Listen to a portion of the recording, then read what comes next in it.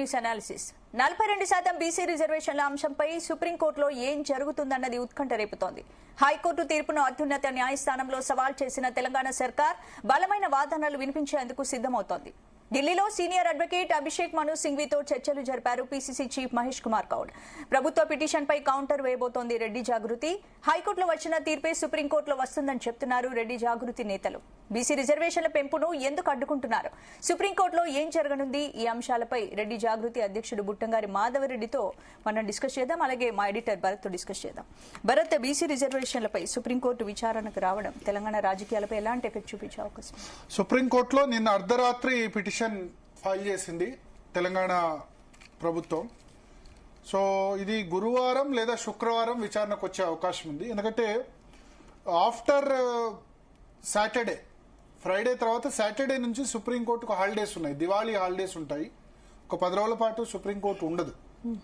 So ఇవాళ 17 తర్వాత 18 నుంచి దాదాపు 25-26 తేదీ వరకు హాలిడేస్ ఉన్నాయి. సో ఈ లోపే పిటిషన్ రావాలి, లేకపోతే మళ్ళీ దీపావళి తర్వాత విచారణకు వచ్చే అవకాశం ఉంటుంది. వెకేషన్ బెంచ్ ఉన్నా సరే అర్జెంట్ మ్యాటర్లు మాత్రమే తీసుకుంటారు, అంటే బెయిల్ కానీ ఇతర విషయాల్లో కానీ.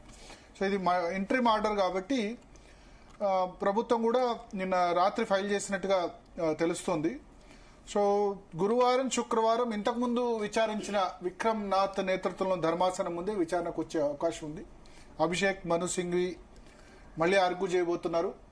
ప్లస్ ఒక కాన్సెప్ట్ వాళ్ళు తీసుకెళ్లబోతున్నారు ఈసారి సుప్రీంకోర్టులో. రాజ్యాంగంలో ఎక్కడ 50% రిజర్వేషన్లు అని చెప్పలేదు, చెప్పింది కేవలం సుప్రీంకోర్టు మాత్రమే. కాబట్టి మాకు అనుమతి ఇవ్వాలి, 50% దాటేందుకు అనుమతి ఇవ్వాలన్న వాదనను ప్రధానంగా సుప్రీంకోర్టు ముందుకు తీసుకెళ్లి మధ్యంతర స్టే ఏదైతే ఉందో, మధ్యంతర ఉత్తర్వులు ఉన్నాయో ఆ స్టేని వెకేట్ చేయడం అంటారు, అంటే స్టేని ఎత్తేయమని కోరనున్నారు. సో ఈ నేపథ్యంలో మనతో పాటు బుట్టంగారి మాధవరెడ్డి, రెడ్డి జాగృతి నేత, రెడ్డి జాగృతి అధ్యక్షులు, ఈ కేసులో ప్రధాన పిటిషనర్ ప్రస్తుతం మనతో పాటు లైవ్ లో సిద్ధంగా ఉన్నారు. సో మాధవరెడ్డి గారు నమస్కారం. జీ తెలుగు న్యూస్ కోసం సమయం కేటాయించిన ధన్యవాదాలు. ఇప్పుడు అందరూ మిమ్మల్ని, బీసీలు అందరూ కూడా మిమ్మల్ని విలన్ గా చూస్తున్నారు. వాళ్ళ నోటి దగ్గరకు వచ్చిన కూడును ఇట్లా మీరు కంచెం దాకా పెట్టిన తర్వాత దొబ్బేశారు, నోటి కాడి కూడు లాగేశారని అంటున్నారు. వాస్తవంగా బీసీలు ఎక్కడ కూడా విలన్ గా చూడట్లేదు. బీసీ నాయకులు నన్ను విలన్ గా చూపించడానికి ప్రయత్నం చేస్తా ఉన్నారు. బీసీలకు, ప్రజలకు ఏంటంటే ప్రభుత్వం చేయాల్సినటువంటి సరైనటువంటి పద్ధతిలో చేయలేదు కాబట్టి ఇది రిజర్వేషన్ నిలబడలేదని అనుకుంటున్నారు. ఎందుకంటా ఉన్నంటే పెద్ద ఛానళ్లు, యూట్యూబ్ ఛానళ్లు, ఆ బీసీ వర్గాలు ఉన్నటువంటి మేధావులు, ఇతర కులాలు ఉన్నటువంటి మేధావులు, జేడి శీలం లాంటి లక్ష్మీనారాయణ గారు మాట్లాడారు. ఈ రిజర్వేషన్ నిలబడే, ఈ విధంగా అయితే రిజర్వేషన్ నిలబడే 50% రిజర్వేషన్ దాటితే ఆ యొక్క కోట్లు కొట్టేసాయని కూడా స్పష్టంగా అందరూ మాట్లాడుతూ, ఈ అందరూ మాట్లాడిన తరుణంలో ప్రజలందరూ కూడా దాన్ని వీక్షిస్తారు, ప్రజలు ఆలోచిస్తారు. అరే ఇంతమంది మేధావులు మాట్లాడుతున్నారు, ఇన్ని టీవీ ఛానల్ మాట్లాడుతున్నారు నిలబడదని, ఇదేంది మా సంఘాలలో ఏంది నిలబడతాయని మాట్లాడుతున్నారు, అదేంది అదెట్లా? మీరు కేసు వేయకపోతే, ఫస్ట్ జీవో రాకముందు కేసు వేయకపోతే నిలబడదా అన్నది తెలియదు కదా. జీవో రాకముందే కేసు వేశారు. ఇది జీవో రాకముందు నుంచి చర్చ పెట్టారు కొంతమంది. పేపర్లో వార్తను బట్టే మీరు కేసు వేశారు. పేపర్లో రాకముందు నుంచేలే ఎప్పుడైతే 42% బీసీలకు ఇస్తున్నప్పటి నుంచి చర్చ జరుగుతూ ఉంది. ఆ తర్వాత వాళ్ళు రిజర్వేషన్ ప్రభుత్వం రిజర్వేషన్కి వస్తుందని తెలిసిన తర్వాత సీరియస్ డిస్కషన్ జరిగింది. మేము పేపర్లో, న్యూస్ పేపర్లలో వచ్చిందో, టీవీలలో వచ్చిందో, ఎందుకు హైకోర్టు పోవాల్సి వచ్చిందంటే అది మా ఎత్తుగడ. ఎందుకంటే ప్రభుత్వం ఎప్పుడైనా కూడా హాలిడేస్లలోనే జీవో తెస్తుంది, హాలిడేస్ అయిపోయే వరకు ఆ యొక్క ప్రక్రియ మొత్తం క్లోజ్ చేసుకుంటది. అట్లా అని చెప్పి మేము ముందు హైకోర్టు కూడా జరిగింది. హైకోర్టు ఏమన్నది, మీరు ఎప్పుడు వచ్చినా కూడా మేము వింటాము, ఒకవేళ ఫర్దర్ ప్రభుత్వం ముందు పోయినా కూడా మీ యొక్క ఏదో పిటిషన్ దాన్ని యాక్సెప్ట్ చేస్తామని చెప్పారు. ఆ రోజు ముందు మేము పోయినాం కాబట్టే మాకు రెండో రోజు నాడు అవకాశం కలిగింది. లేకపోతే హాలిడేస్లలో మాకు అవకాశం రాకపోతుండే, ఇలా ఇంత చర్చ జరగకపోతుండే, ప్రభుత్వం తన పని తాను చేసుకుని పోతుండే. ఇలా అందరూ ఆలోచించాల్సిందంటే మాధవరెడ్డి ఏదో తెలియక కాదు. ఇప్పుడు మా వైపు వాదించేటువంటి న్యాయవాదులు స్పష్టంగా తెలుసు, వాళ్ళకు ఎప్పుడు ఏం చేయాలో, ఎట్లెట్లా చేయాలో తెలుసు. ఇంకోటి కూడా మీరు గమనించవచ్చు, మేము మన సుప్రీంకోర్టు కూడా పోయినాం. హైకోర్టుగా సుప్రీంకోర్టు కూడా ఒక రోజు ముందు గోపాల్ రెడ్డి వేసిండు, పిటిషన్ పోయినాం. ఎందుకు పోయిండు? అది కూడా వ్యూహంలో ఒక భాగమే. ఇటువైపు హైకోర్టులో మీరు వంగ గోపాల్ రెడ్డి అనుకున్నారా? వాళ్ళకి వేరే లాయరు, మాకు వేరే లాయరు. అంటే అదే చర్చ జరుగుతుంది కదా, ఎవరెవరు వేస్తారు, ఎట్లెట్లా వేస్తారు, ఎట్లెట్లా డిస్కస్ చేసుకుంటాం కదా, ఎట్లా గెలవాలనేది. ఒక వీడెట్లా వేగిపోతే ఆడెట్లా గెలవాలి, ఆడెట్లా రెడ్డిస్ అంతా ఈ విషయంలో ఎక్కువైనారు. రెడ్డి సమాజం అంతా కూడా? సమాజం అంటే సమాజం మొత్తం ఏకమైనట్టు ఇక్కడ కనబడదు, బయట చర్చ జరగదు. కొద్దిమంది దాన్ని ఎవరైతే రెడ్డి సమాజం గురించి ఆలోచిస్తారో, హక్కుల గురించి ఆలోచిస్తారో వాళ్ళు మాత్రం చర్చ చేసుకుంటారు. నాలాంటి వాళ్ళు, ఇంకా నచ్చిన వాళ్ళు. అన్ని రాజకీయ పార్టీలు మీకు సపోర్టర్స్ ఉన్నారు కదా, అన్ని రాజకీయ పార్టీలు ఉన్న రెడ్డి ఉంటారు. ఎందుకంటే అన్ని రాజకీయ పార్టీల రెడ్లకు ఇది అవసరమే కదా. బయటకు సరే ఓటు బ్యాంకు ఏం మాట్లాడుతారో మనకు తెలియదు, కానీ ఎవరైనా వాళ్ళ అస్తిత్వాన్ని కోల్పోవాలని చూడరు కదా. ఇలా రాజ్యాంగబద్ధంగా రావాల్సిన హక్కుల గురించి మేము మాట్లాడుతున్నాం. ఇలా రాజ్యాంగంలో 50% రిజర్వేషన్ దాటొద్దని దాని గురించి మేము చర్చ చేస్తూ ఉన్నాం.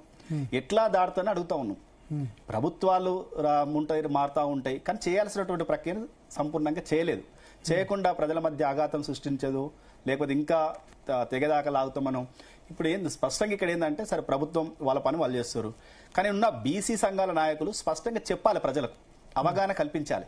అవగాహన కల్పించకుండా గవర్నర్ దగ్గర పెండింగ్ ఉంది, రాష్ట్రపతి దగ్గర పెండింగ్ ఉంది, లేదు మాధవరెడ్డి పిటిషన్ ఇస్తే ఆగిపోయింది. ఈ కన్ఫ్యూజన్ ఎందుకు? త్రిబుల్ టెస్ట్ చేయలేదు, ఏదైతే జనాభా లెక్కలు జరిగినాయో కానీ ఆర్థిక స్థితిగతుల గురించి చెప్పలేదు, అది మాట్లాడతలేరు. అంటే టెక్నికల్ గా మీరు ఒక మాట అన్నారు, అన్ని రాజకీయ పార్టీల రెడ్లు సరే ఎట్లా ఉన్నా సరే బయటికి ఏ విధంగా ఉన్నా లోపల మాత్రం వేరే విధంగా ఉన్నారు, అస్తిత్వం కోల్పోయే ప్రమాదం ఉందని. అవును, అస్తిత్వం అంటే ఎట్లా? రెడ్డిల అస్తిత్వం ఎట్లా? మాకు 43 మంది ఎమ్మెల్యేలు ఉన్నారు కదా అసెంబ్లీలో. రాజకీయంగా గ్రామీణ ప్రాంతంలో రాజకీయంగా రెడ్లే ఉంటారు, రెడ్ల పట్ల ఉంటారు. ఇవాళ ఎమ్మెల్యేలు అంతమంది గెలిచిరంటే ఎక్కువ శాతం మంది కూడా రెడ్లు పట్టుతోటి ఉన్నారు కాబట్టి, రెడ్లు ఐక్యత ఉన్నారు కాబట్టి అంతమంది ఎమ్మెల్యేలు గెలిచి. రెడ్లు గ్రామీణ ప్రాంతంలో అన్ని కులాలతో ఉంటారు, అన్ని కులాలతో సత్సంబంధాలు ఉంటాయి కాబట్టి వాళ్ళను అన్ని కులాల ఆదుకుంటారు కాబట్టి రెడ్లు ఎటువైపు చెప్తే అటు. ఇలా రెడ్డి అనే వ్యక్తి ఒక్క ఓటర్ కాదు, ఆ ఇన్ఫాక్ట్ చేసి ఆ క్లాసులో ఉన్నాడు. ఒక 100 మందిని ఇన్ఫాక్ట్ చేయగలుగుతారు ఒక రెడ్డి. కాబట్టి ఆయన ఏం చేస్తాడు, వీళ్ళు మన పై స్థాయిలో గెలవాలంటే కింది స్థాయిలో మనం ఉండాలని ఆలోచన చేస్తాడు. మనం ఉండాలంటే ఇలా ఓపెన్ కేటగిరీలో మనం నాన్ రిజర్వేషన్లో మనం పోటీ చేయాల్సి ఉంటుంది. ఇలా నువ్వు నాన్ రిజర్వేషన్ స్థానాలను తగ్గిస్తూ ఉంటే వాళ్ళకు కూడా బాధ ఉంటుంది కదా. ఇప్పుడు ఎమ్మెల్యేలకు కూడా ఉంటుంది, కింది స్థాయిడు నా వాడు ఉంటే పట్టు ఉంటుంది, నాకు ఎల్పీఎస్ రేపు ఎన్నికలలో నిలబడేస్తాడు నా కోసం అనే ఆలోచన ఉండదా? ఇలా వేరే వాళ్ళు ఉన్నారు అనుకో, కొద్దిగా ఇబ్బంది ఉంటుంది కదా. మన వాళ్ళు ఉంటే రెడ్డి జనాభా ఎంత ఉంటుంది తెలంగాణలో? రెడ్డి జనాభా అనేది పర్టికులర్గా ఎక్కడ కూడా ప్రభుత్వం చెప్పలే. ఓసీ జనాభా మీ లెక్క ప్రకారం మా లెక్కలు ఏం చేయలేదు మేము. అంటే మొన్న 17 లక్షలు ఎంతనో ఉన్నట్టు ప్రభుత్వం చెప్పినట్టు. ప్రభుత్వం ఎక్కడ ఏ కులం లెక్క చెప్తా ఉన్నా కానీ ఎక్కడ కూడా శాంటి అంటే గరిష్టమైన లెక్క క్లియర్ లెక్క లేదు. వాళ్ళు ఓపెన్ గా ఓరల్గా చెప్తారు. ఓరల్ గా ఓసీగా ఏం లెక్క ఓసీగా ఏం చెప్పారు ప్రభుత్వం 15.6 అని, అంతకుముందు కేసీఆర్ గారు 21.6 అని అది ఇచ్చారు. అది మాత్రమే నమ్ముతున్నాం, కానీ అదే చెప్తున్నాం. అది ఓసీ జనాభా. ప్రజలకు ఇదే కన్ఫ్యూజ్ ఉన్నారు. ఎంత జనాభా లెక్కలు చేశారు కదా, పబ్లిక్ డొమైన్ ఎందుకు పెట్టలేదు? పబ్లిక్ డొమైన్ లో పెడితే తెలుస్తుంది కదా. ఇవ్వాల్సిన అవసరం లేదని కూడా చెప్పింది హైకోర్టు. ఏది జనాభా లెక్కలు ఇవ్వాల్సిన అవసరం లేదని. అప్పుడు మరి ఎవరు పేదవాడు ఎవరు ధనికుడు ఎట్లా రిజర్వేషన్ ఇవ్వాలని ఎట్లా తెలుస్తుంది? ఇప్పుడు రిజర్వేషన్ మీనింగ్ ఏంది? ఎవరు పేదవాళ్ళు ఉన్నారో వాళ్ళకి పేదవాళ్ళ ప్రకారం రిజర్వేషన్ ఇవ్వాలి. మరి నువ్వు జనాభా లెక్కలు బయట పెట్టకుండా, ఎవరు పేదవాళ్ళని చెప్పకుండా, ఒక కులంలో ఎంతమంది ఉంటే అంతమంది పేదవాళ్ళని ఎట్లా నువ్వు లెక్క చేస్తావు? అది కాదు కదా. ప్రభుత్వం అయినా హైకోర్టు అయినా సందర్భాన్ని బట్టి మారాల్సిందే, చెప్పాల్సిందే. ఎందుకంటే హైకోర్టు డైరెక్షన్ కూడా చేయాలి. ఎంత జనాభా ఉన్నారు, వాళ్ళ పేదవాళ్ళు ఎంతమంది ఉన్నారు, వాళ్ళ ధనికులు ఎంతమంది ఉన్నారు, దాన్ని బట్టే మనం రిజర్వేషన్ పోగలుగుతాం. ఇలా ప్రభుత్వం అది చేయలే, లెక్క చేయలేని ఈ సమస్య వచ్చింది, ఇంత సమస్య వచ్చింది. ఓకే, సో ఇప్పుడు అస్తిత్వం ఎట్లా కోల్పోతుంది? 43 మంది ఎమ్మెల్యేలు ఉన్న తర్వాత బీసీ రిజర్వేషన్ లోకల్ బాడీస్ లో ఇస్తే అస్తిత్వం ఎట్లా పోతుంది అంటారు? ఇలా లోకల్ బాడీలలో ప్రజలు సర్పంచ్లో ఎంపీటీసీ చేసే స్థానాలలో జనరల్ స్థానాలలో మాత్రమే మేము పోటీ చేసే అవకాశం ఉంది. ఆ జనరల్ స్థానాల్లో కూడా మాతో పాటు ఎస్సీలు ఎస్టీలు బీసీలు కూడా పోటీ చేసే అవకాశం ఉంది. ఇలా జనరల్ స్థానాలతో సంఖ్య తగ్గుతూ ఉంటే మా అస్తిత్వం పోయినట్టే కదా, మా నాయకత్వం పోయినట్టే కదా. మేము ప్రజలకు సేవ చేయాలని మాకు ఆర్భాటం ఉంటుంది. మీరు ఏ గ్రామాలలోకి వెళ్ళండి, ప్రతి గ్రామంలో కూడా ఈసారి జనరల్ వచ్చినా ఒకసారి కూడా జనరల్ వస్తుందని ఆరాటంతో ఆ గ్రామ అభివృద్ధిలో భాగం ఉంటారు. ఆ గ్రామంలో ఉన్నటువంటి పేదల కష్టాలలో ఉంటారు, సుఖాలలో ఉంటారు, బంధాలలో ఉంటారు. ఆ గ్రామం అభివృద్ధి చేయాలని ఏది వినాయక చవితి వచ్చినా లేక దసరా వచ్చినా అందరితో సందడి చేయాలన్నా విపరీతమైన ఖర్చు పెట్టుకొని ప్రజలతో ఉండడానికి ప్రయత్నం చేస్తారు. ఇలా అలాంటిది అవకాశం పోతా ఉంటే ఎవరికైనా కొద్దిగా ఇబ్బంది ఉంటుంది కదా. మేము రాజకీయంగా ఉండాలని ఆలోచన చేసే వాళ్ళందరికీ కూడా ఆ నష్టం జరుగుతుంది కదా. అదే అస్తిత్వం. మేము ప్రజలకు చైతన్యం చేయాలి, ప్రజలకు సేవలు అందించాలనుకున్నప్పుడు మాకు అవకాశం పోతా ఉంటే మేము బాధపడతాం కదా. అంటే కానీ మరి లెవెల్ ప్లేయింగ్ ఫీల్డ్ ఉండాలి కదా. మిగతా కమ్యూనిటీస్ కూడా, మార్జినలైజ్డ్ కమ్యూనిటీస్ కూడా, వాళ్ళకు కూడా రిప్రజెంటేషన్ ఉండాలి కదా. ఉండాలి. అట్లీస్ట్ ఇప్పుడు ఎమ్మెల్యేలు అంటే లేరు. ఎమ్మెల్యేలు బీసీలు 119 మందిలో 19 మంది మాత్రమే ఉన్నారు. 16%, 17% ఉన్నారు.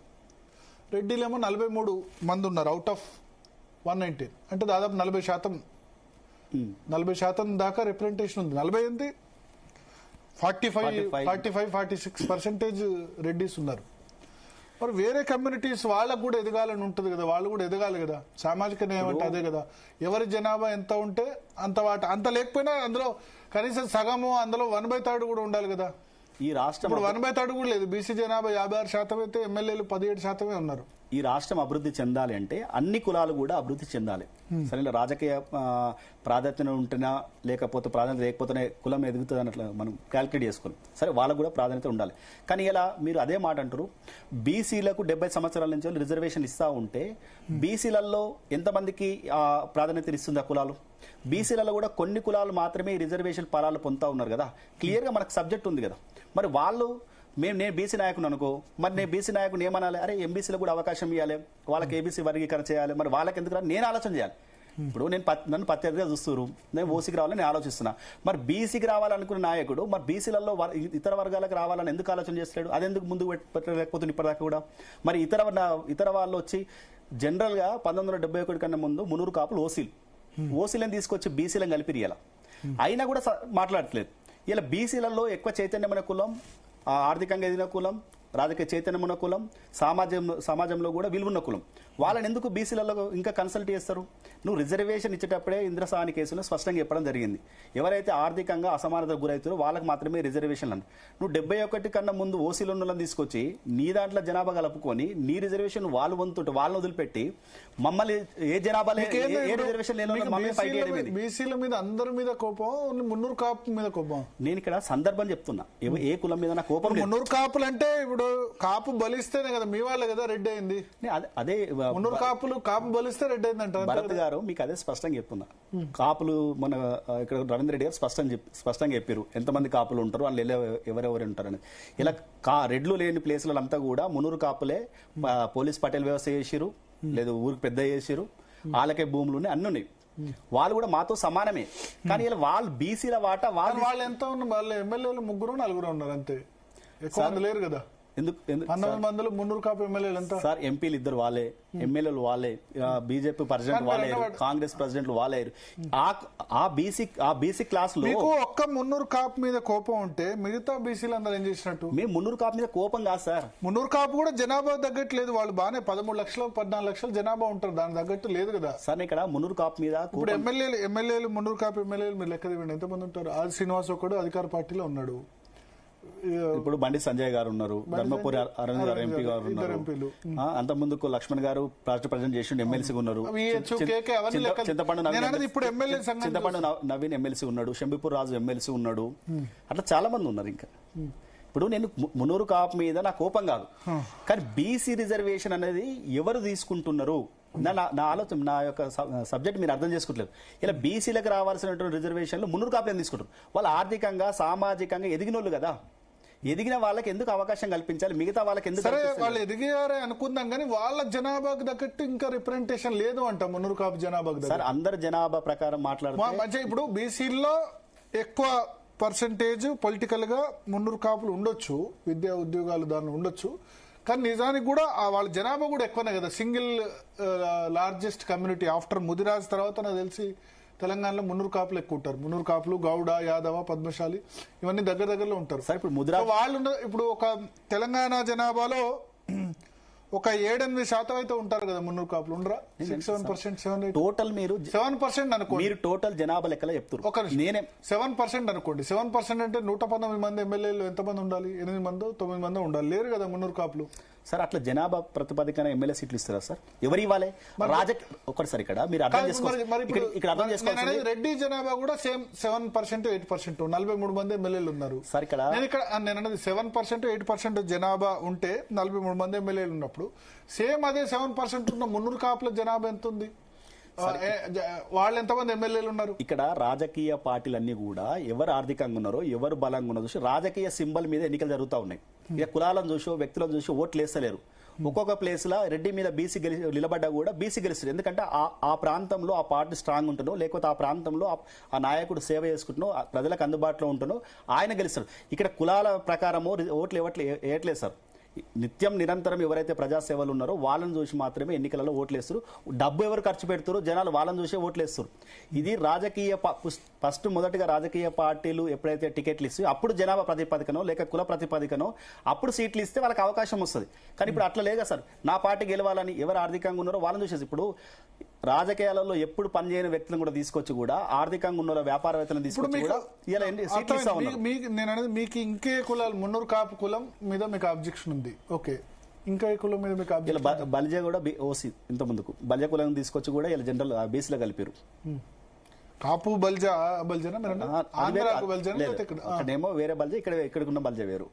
అక్కడేమో షెట్టి బల్జ, ఇక్కడ మామూలు బల్జనే. ఎంతమంది ఉన్నారు బల్జాలు? ఎక్కువ లేరు. 1% అంటే అవకాశాలు. నేను ఏమంటున్నా, నువ్వు ఓసీలో కులాలను తీసుకొచ్చి బీసీలలో కలిపి బీసీల రిజర్వేషన్ వాళ్ళు వంతా ఉంటే బీసీలకు ఎంబీసీలకు రావాల్సిన హక్కులు వాళ్ళకి రాకూడదు. ఇప్పుడు మీరు ఎంబీసీలో మీరు అయితే ఎంబీసీలో అయితే మీరు ఏం చేయాలంటే మీ పిటిషన్ వేరే విధంగా ఉండాలి. బీసీ 50%, 42% రిజర్వేషన్ మానేసి ఆ 42% ఎంబీసీలకు ఇవ్వండి అని మీ పిటిషన్ ఉంది. ఎంబీసీ పిటిషన్ కూడా ఉంది కదా సార్ ఆల్రెడీ. మీరు వేయాలి కదా అబ్జెక్షన్. సార్ మా హక్కుల గురించి మేము మాట్లాడతాం. మాకు ఏదైతే జనరల్ కోటా తగ్గుతా ఉందో ఆ జనరల్ కోటా గురించి మేము అడుగుతాం. మేము జనరల్ కోటా గురించి అడిగినప్పుడే ఎంబీసీ వాళ్ళు కూడా వచ్చారు. ఎంబీసీ వాళ్ళు ఏమంటారు, ఇలా మాకు రావాల్సిన రిజర్వేషన్లు కూడా బీసీ వాళ్ళు తీసుకువెళ్తా ఉంటే మరి మా పరిస్థితి వాళ్ళు కూడా కోర్టుకు వచ్చారు. వాళ్ళు కూడా కోర్టుకు అటెండ్ అయ్యారు. వాళ్ళు కూడా వాళ్ళని చెప్తారు కదా. ఇప్పుడు ఇలా బీసీలలో ఉన్నటువంటి ఎంబీసీలు చాలా నష్టపోతున్న వాళ్ళు చెప్తా ఉన్నారు. ఈ బీసీలు మాకు ఆర్థికంగా కానీ ఎక్కడ కూడా ఎదగడానికి సహకరిస్తలేరు, మమ్మల్ని అసలు ఎంబీసీలు కులాలనే మమ్మల్ని లెక్కలోకి తీసుకోవడం అంటారు. ఇలా బీసీ సంఘాల నాయకులు నడిపేటోళ్ళందరూ కూడా ఎంబీసీ కులాలు, ఉదాహరణకు గంగరెద్దుల కులం ఉంటుంది సార్. ఆ గంగరెద్దుల కులాల అని ఎవరైనా ఈ బీసీ నాయకులు ఎవరైనా ఎప్పుడైనా వెళ్ళిరా? వాళ్ళ ఏం నష్టం జరుగుతుంది, వాళ్ళు ఎట్లా ఆర్థిక స్థితిగతులను అడిగిరా? అరే బీసీలకి తీసేయాలా, లేకపోతే ఎస్సీలా కలపడో, లేకపోతే వాళ్ళకి ఎంబీసీలకు ప్రత్యేకమైన కేటాయించాలనో, లేకపోతే ఎంబీసీలను ఇంకా ముందు తీసుకురావాలని ఎప్పుడు అడిగిరా? ఎప్పుడైనా ఏ నాయకత్వం అయినా బీసీ నాయకులు ఎవరైనా 2-3 కులాలు మాత్రమే మీరు బీసీ సంఘాల నాయకత్వం వహించినా లేదంటే రిజర్వేషన్లు తీసుకున్నా సరే. గత సర్పంచ్ ఎన్నికలలో బీసీలలో గెలిచిన ఎన్ని కులాలు గెలిచినా మీరు ఒకసారి ఆలోచన చేయండి.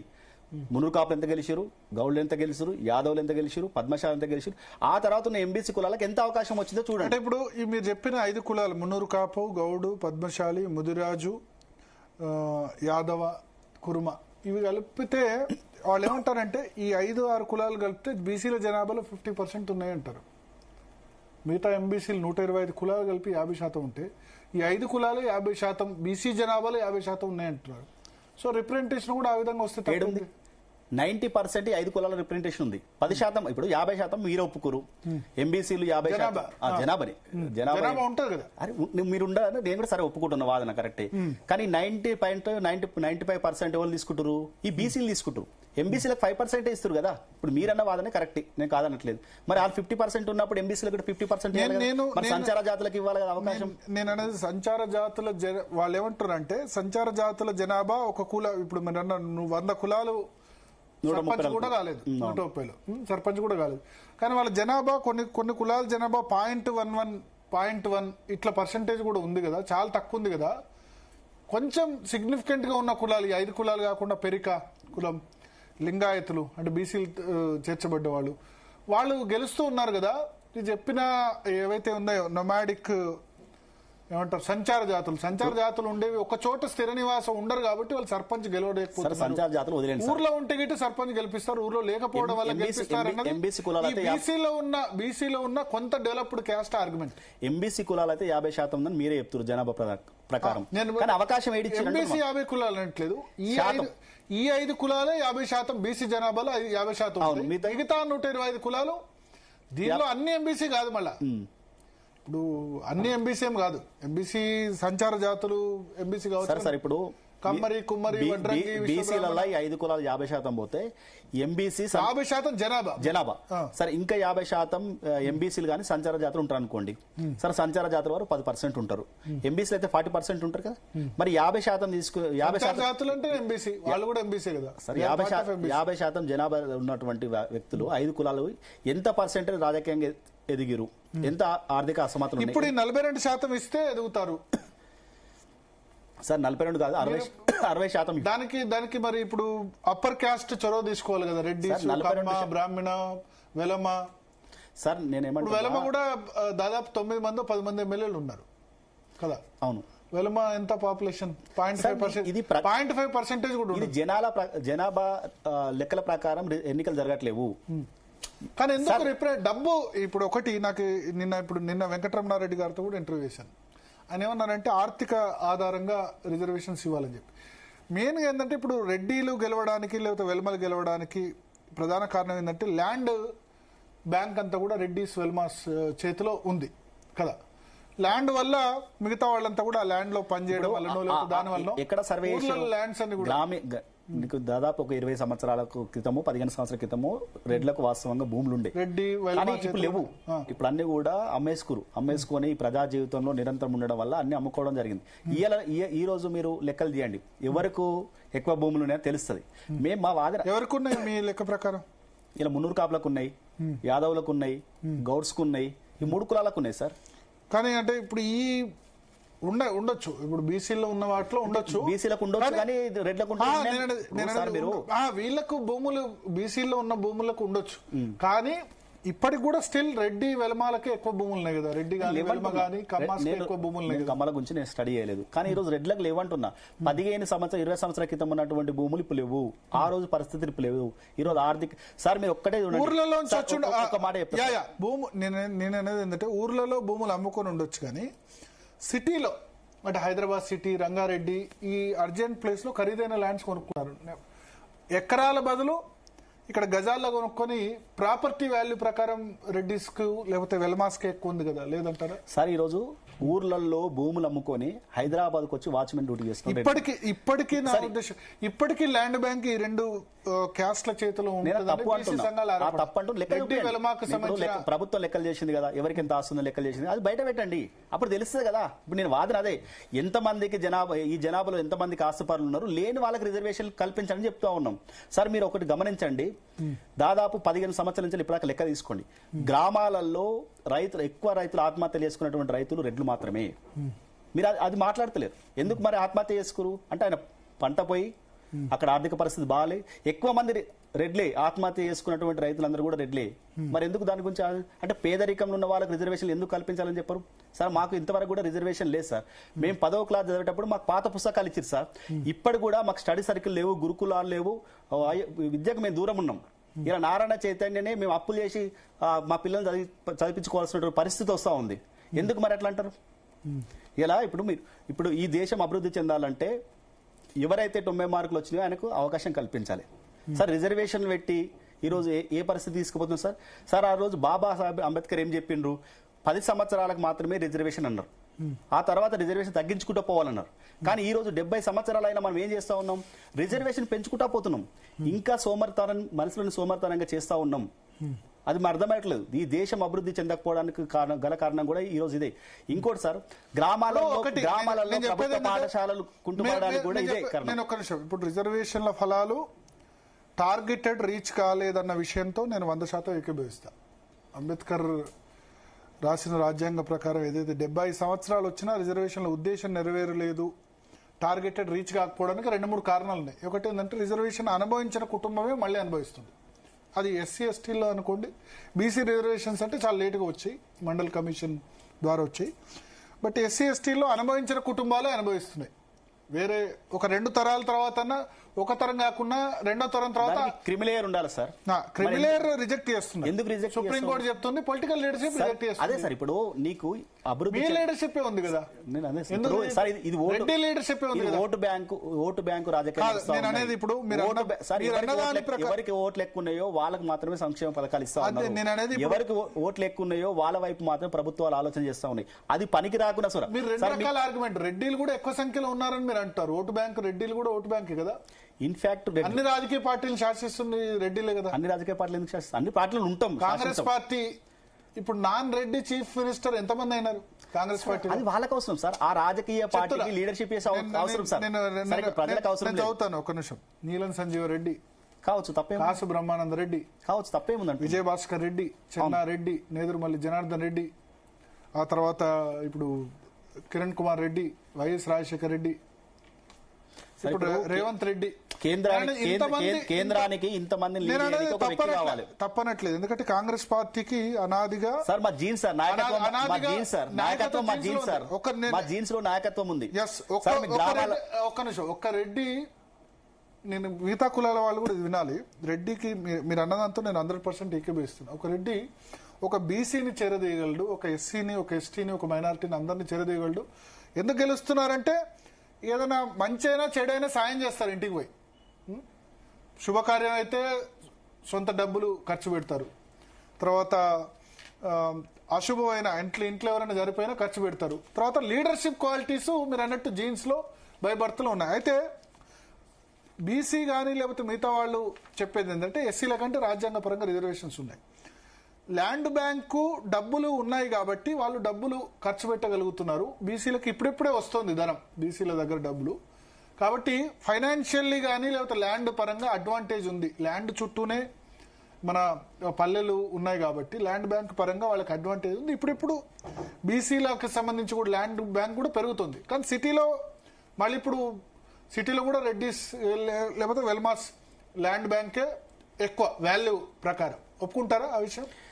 సార్ ఇప్పుడు హైదరాబాద్ అభివృద్ధి చెందేటప్పుడు ఈ చుట్టుపక్కల ఇప్పుడు ఎవరైతే రంగారెడ్డి హైదరాబాద్ చుట్టుపక్కల ఉన్నటువంటి రంగారెడ్డి, శంషాబాద్ ఇవన్నీ కూడా ఓనాడు ఇవన్నీ గ్రామాలు.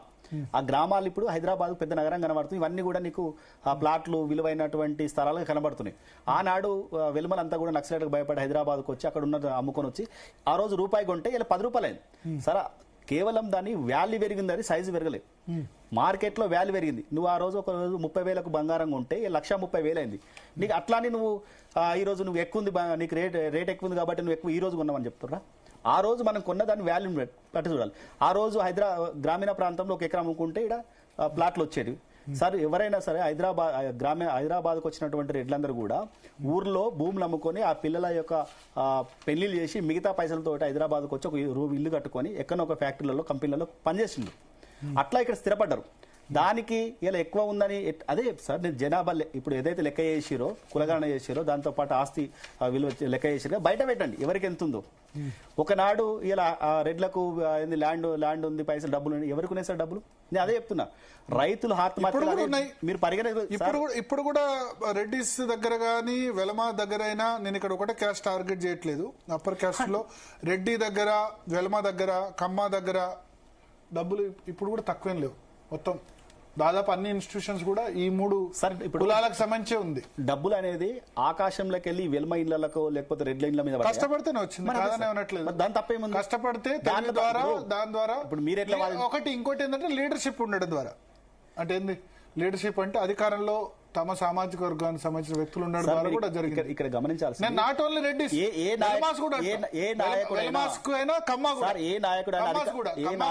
ఉమ్మడి ఆంధ్రప్రదేశ్ లో తెలుగుదేశం పార్టీ ఉండడం వల్ల, దాని ఉండడం వల్ల, ప్లస్ పవర్ సెంటర్ దగ్గరగా ఉండడం వల్ల కూడా జరిగింది. హార్డ్ వర్క్ లేని ఎవరు రాదు. హార్డ్ వర్క్ అధికారంలో ఉన్న ఏ కుల నాయకుడైనా అధికారంలో ఉంటే ఆ కులానికి ఏం చేసింది లేదు. ఆయన ఎదగడానికి, ఆయన చుట్టుపక్కల ఉన్నటువంటి మిత్రులు ఎదగడానికో లేకపోతే ఆయన కుటుంబం ఎదగడానికో మాత్రం ఉపయోగపడుతుంది. ఏ కులం నాయకుడు కూడా ఆ కులాన్ని ఎప్పుడు కూడా ఎదగనివ్వలేదు, ఆ కులానికి కూడా అవకాశం కల్పించలేదు. ఇలా మీరు కమ్మలు తీసుకొని, వెలుమలు తీసుకొని, రెడ్లు తీసుకొని ఇంతమంది సార్ ఇంతమంది మా కోసం సంక్షేమ పథకాలు ఏం పెట్టినారు? అవకాశాలు కల్పించింది ఇంతమంది ఎమ్మెల్యే టికెట్లు ఇంతమంది గెలుస్తున్నారా సార్? వాళ్ళు ఇంతమంది నేను అనేది ఇప్పుడు వెలుమ క్యాస్ట్ 10 మంది 9 మందో 10 మంది ఎమ్మెల్యేలు ఉన్నారు. పోయిన టీఆర్ఎస్ గవర్నమెంట్ లో 4 వెలుమ మంత్రులు ఉన్నారు. సరే ఇప్పుడు టీఆర్ఎస్ గవర్నమెంట్ లో ఉన్న వెలుమలు 10 మంది ఉన్నారు కదా. ఆ 10 మంది ఎమ్మెల్యేలు అయిన వాళ్ళు ఎక్కడ పని చేయలేదు చెప్పండి? ప్రజాక్షేత్రంలో ఎక్కడ పని చేయకుండా పారాషూట్ లో వచ్చిన వాళ్ళు కూడా అవకాశం ఇచ్చారు కదా సార్. అవకాశం వచ్చింది కదా సార్. ఇప్పుడు మీరు గమనించండి, ఒక నియోజకవర్గాన్ని తీసుకోండి. ఆ నియోజకవర్గంలో దాదాపు 10 మంది రెడ్లు, అంటే 3 పార్టీలు కానీ 4 పార్టీలు 10 మంది రెడ్లు ఆ నియోజకవర్గంలో పనిచేస్తారు. ఎవరో ఒకరు ఎమ్మెల్యే అవుతారు. నువ్వు మిగతా వాళ్ళు పనిచేయకుండా, ప్రజల దగ్గరకు పోకుండా, ఖర్చు పెట్టుకోకుండా, ప్రజల కష్టాల్లో సుఖాలు ఉండకుండా నువ్వు రిజర్వేషన్ ప్రకారం నేను ఎమ్మెల్యే కావాలంటే సార్ ఇప్పుడు రెడ్ల మీద మిగతా కులాల వాళ్ళు పోటీ చేయలేదా? పోటీ చేసి ఓడిపోలేదా? లేదు రెడ్ల మీద మిగతా కులాల వాళ్ళు చేసి గెలవలేదా? ఇలా ఆలేరు నియోజకవర్గం ఉంది సార్. ఇలా బీర్లా ఎలియా గారు గెలిచారు. ఎట్లా గెలిచారు సార్? రెడ్లు ఓట్లు లేకుండా గెలిచిరా సార్? ఇక్కడ పార్టీ ఇంపార్టెంట్, తర్వాత వ్యక్తి ఇంపార్టెంట్. ఈ రెండింటికే విలువ ఇస్తారు, కులానికి ఇస్తలేరు. బీసీలు ఓట్లు లేకుండా మీరు గెలిచారా? నేను గెలవలేదు అంటున్నా కదా సార్. ఎక్కడ ఎవరు గెలవరు? బీసీలు రెడ్లు ఎవరు ఓటు వేయకుండా ఎవరు గెలవరు. అది తప్పు వాదన. ఎప్పుడు ఎందుకు వేస్తారు అనేది వాదన. ఇక్కడ ఎందుకు వేస్తారు? రాజకీయ పార్టీని చూసి వేస్తారు, లేదు వ్యక్తిగతంగా ఆయన ఇంతకుముందు చేసిన సేవాభావాలు చూసి ఓట్లు వేస్తారు. కానీ ఇక్కడ మీరు కుల రాజకీయాలు వేస్తారు. ఎందుకు వేస్తలేరు, ఎందుకు గెలుస్తలేరు అనేది మాట తీసుకొస్తారు. గెలవాలంటే వాళ్ళు కష్టపడాలి, వాళ్ళు ప్రజలలో ఉండాలి. ప్రజలలో ఉన్నా కూడా ఏ రాజకీయ పార్టీ అధికారంలోకి వస్తుందో ప్రజలు మూవ్మెంట్ అవుతారు, అప్పుడు వాళ్ళు గెలుస్తారు. అది ఒకవేళ బీసీ ఇచ్చిన కాడ రెడ్డికి గెలవచ్చు, రెడ్డి ఉన్న ప్లేస్లలో బీసీ కూడా గెలవచ్చు. ఇలా చాలా మంది కొంతమంది బీసీలు గెలిచిరు. వీర్లశంకర్ గారు గెలిచిరు. తను ఏంది కాంగ్రెస్ వే వస్తుందో లేదా అంతకుముందు కష్టపడ్డాడు కాబట్టి గెలిచిండు రెడ్ల మీద. దాన్ని కూడా తప్పు పడదామా? మరి ఎట్లా మనం ఎమ్మెల్యే ప్రతి ఒక్కరి వాదన ఏముంది? మీరు ఎమ్మెల్యే ఎట్లా గెలుస్తారు? ఎంతమంది ఎమ్మెల్యేలు ఉంటారు? అరే వాళ్ళు ప్రజలలో ఉన్నారు. ఏమైతే ఇది బ్యాక్ డోర్ నుంచి రాలే కదా. ఎట్లా ఇప్పుడు ఒకటి సామాజికంగా మిగతా కులాల్లో ఒక అన్రెస్ట్ ఉంది. మేము పైకి రాలేదు, మేము ఇక్కడనే ఉన్నాం, మేము మార్జినలైజ్ గా. ఈ అన్రెస్ట్ ఉంటే సమాజానికి మంచిది కాదు కదా సరే. సమాజం అంటే మీ ఉద్దేశం? ఇప్పుడు నేను అనేది అంటే ఎప్పటికీ ఇప్పుడు అప్పర్ క్యాస్ట్ రాజ్యాంగ పరంగా అవకాశాలు వచ్చాయి కాబట్టి ఎస్సీ ఎస్టీలకు ఇబ్బంది లేదు. వాళ్ళ జనాభా దామాష ప్రకారం ఎమ్మెల్యేలుగా ఉన్నారు, ఎంపీలుగా ఉన్నారు. మధ్యలో ఇబ్బంది వచ్చింది బీసీలకు. బీసీల్లో మీకేంది? ఒక కులం మీదో రెండు కులాల మీదో కోపం ఉంది. ఒక కులం కోపం లేదు సార్. చేయాల్సిన ప్రక్రియ చేయకుండా ఆర్థికంగా ఉన్న మీరన్న 300 కాపులు కూడా వాళ్ళ జనాభాకు తగ్గట్టు రిప్రజెంటేషన్ లేదు. మీకు ఎక్కువ కనబడుతున్నారు. ఎందుకంటే ఇప్పుడు బీసీలు అనేసరికి ఫస్ట్ ఏంటంటే పార్టీకి వి హనుమంతరావు, డిఎస్, కేకే 300 కాపు. బీజేపీలో మేయర్ రామ్మోహన్ గారు. అదే బీసీలో అగ్రగణ్యులుగా వాళ్ళు ఉన్నారు కాబట్టి గుర్తుకొస్తారు. ఇప్పుడు అదే ఓసీల్లో అగ్రగణ్యులుగా రెడ్డిలు ఉన్నారు కాబట్టి రెడ్డి రేవంత్ రెడ్డి, కిరణ్ కుమార్ రెడ్డి, రాజశేఖర్ రెడ్డి గుర్తుకొస్తారు కదా. బీసీల్లో నెంబర్ 1 ఉన్న క్యాస్ట్ కాబట్టి 300 కాపు పొలిటికల్ రిప్రజెంటేషన్ ఉంది. ఓసీల్లో కూడా మార్వాడి ఉంది, బ్రాహ్మణ్ ఉంది, కోమట్లు ఉన్నారు. కోమట్లు కూడా మనం తిరుగుతారు. ఓసీలలో అవకాశాన్ని మీరే ఇప్పుడు బ్రాహ్మణ్ ఎమ్మెల్యే ఒక్కళ్ళే ఉన్నారు 119 మందిలో కదా. ఆర్య వైశ్యులు ఉన్నారో లేదో నాకు తెలీదు, 0 అనుకుంటా. లేరు. ఇంతకుముందు గణేష్ గుప్తా గారు గణేష్ గుప్తా ఉండే, ఇప్పుడు ఉన్నారో లేదో తెలీదు. మార్వాడి ఉన్నారు, మార్వాడి కూడా తెలంగాణలో ఉన్నారు, వాళ్ళు లేరు. సో అట్లా రాజ్పుత్, క్షత్రియ, ఇంకా వేరే దగ్గర నుంచి వచ్చిన వాళ్ళు కూడా ఉండొచ్చు, అక్కడ కూడా లేరు కదా. సో ఫస్ట్ ఇక్కడ ఏంటంటే బీసీలు అనగానే బీసీలో డెవలప్ అయిన కులం గుర్తుకొస్తుంది కాబట్టి 300 కాపు, గౌడో, యాదవ్, పద్మశాలో గుర్తుకొస్తుంది. అట్లే ఓసీలో డెవలప్ అయిన కులం అనగానే కాంగ్రెస్ వస్తే రెడ్డిస్కి ఎక్కువ, ఈవెన్ టీఆర్ఎస్ వచ్చినా రెడ్డిస్కి ఎక్కువ. మీరు ఇక్కడ గమనించాలి, టీఆర్ఎస్ పార్టీ ఉన్నప్పుడే రెడ్డి ఎమ్మెల్యే సంఖ్య ఎక్కువ ఉంది. ఇప్పుడు తగ్గింది. ఎక్కడ 43 కంటే ఎక్కువ ఉందా? లేదు. అప్పుడు టీఆర్ఎస్ ఉన్నప్పుడు ఎక్కువ ఉంది, ఇప్పుడు తగ్గింది. 43 మంది కంటే ఎక్కువ లేదు. 44 మంది టీఆర్ఎస్ ఉన్నప్పుడు ఉన్నారు, ఇప్పుడు తగ్గిరు. ఇప్పుడు కాంగ్రెస్ ఉన్నప్పుడు తగ్గిరు ఎమ్మెల్యేల సంఖ్య. ఇప్పుడు 44 ఉన్నారు. ఇప్పుడు సంఖ్య 2-3 తగ్గింది, మొత్తం మీద తగ్గింది, ఓవరాల్ గా తగ్గింది. నేను అనేది టీఆర్ఎస్ సమయంలో వెలమారెడ్డి 2 ఎక్కువ ఉండే, మంత్రి పదవుల్లో కూడా వెలమారెడ్డి ఎక్కువ ఉండే. 4 రెడ్డి 6, వెలమా 4, 10 మంది అవుట్ ఆఫ్ 17 కదా. సో ఇక్కడ మధ్యలో ఏంటంటే ఎస్సీ ఎస్టీలకేమో కాన్స్టిట్యూషన్ పరంగా వచ్చింది, వాళ్ళకి ఎమ్మెల్యే పదవులు లేకపోతే సర్పంచ్ పదవులు అన్ని పదవుల్లో కూడా రిప్రజెంటేషన్ వచ్చింది. మధ్యలో లూజ్ అయింది. బీసీలు మేము లూజ్ అయినామో అనుకుంటున్నారు. లూజ్ అయినప్పుడు మీకు సరే మీరు అన్నట్టే 300 కాపులు ఆర్థికంగా బలవంతులు అనుకుంటే మిగతా కులాల మీద ఎందుకు కోపం? సార్ 300 కాపులు మీలోంచి విడిపడ్డారు కాబట్టి మీకు ఉండొచ్చు. లేదు, మేము 300 కాపు మీద కోపం లేదు, మిగతా కులాల మీద కూడా కోపం లేదు. నేను సందర్భం ఏం చెప్తున్నానంటే వాళ్ళు బీసీలు కాని వాళ్ళని తీసుకొచ్చి బీసీలలో పెట్టుకొని బీసీలకు రావాల్సినటువంటి రిజర్వేషన్ ఫలాలు వాళ్ళు తీసుకుంటా ఉంటే వాళ్ళని ఇప్పుడు అభివృద్ధి అయిన వాళ్ళు బీసీలలో ఎందుకు వాళ్ళని తీసుకొచ్చి జనరల్ కేటగిరీ లేవచ్చు కదా. జనరల్ కేటగిరీ కంప్లీట్ కానివ్వండి సార్.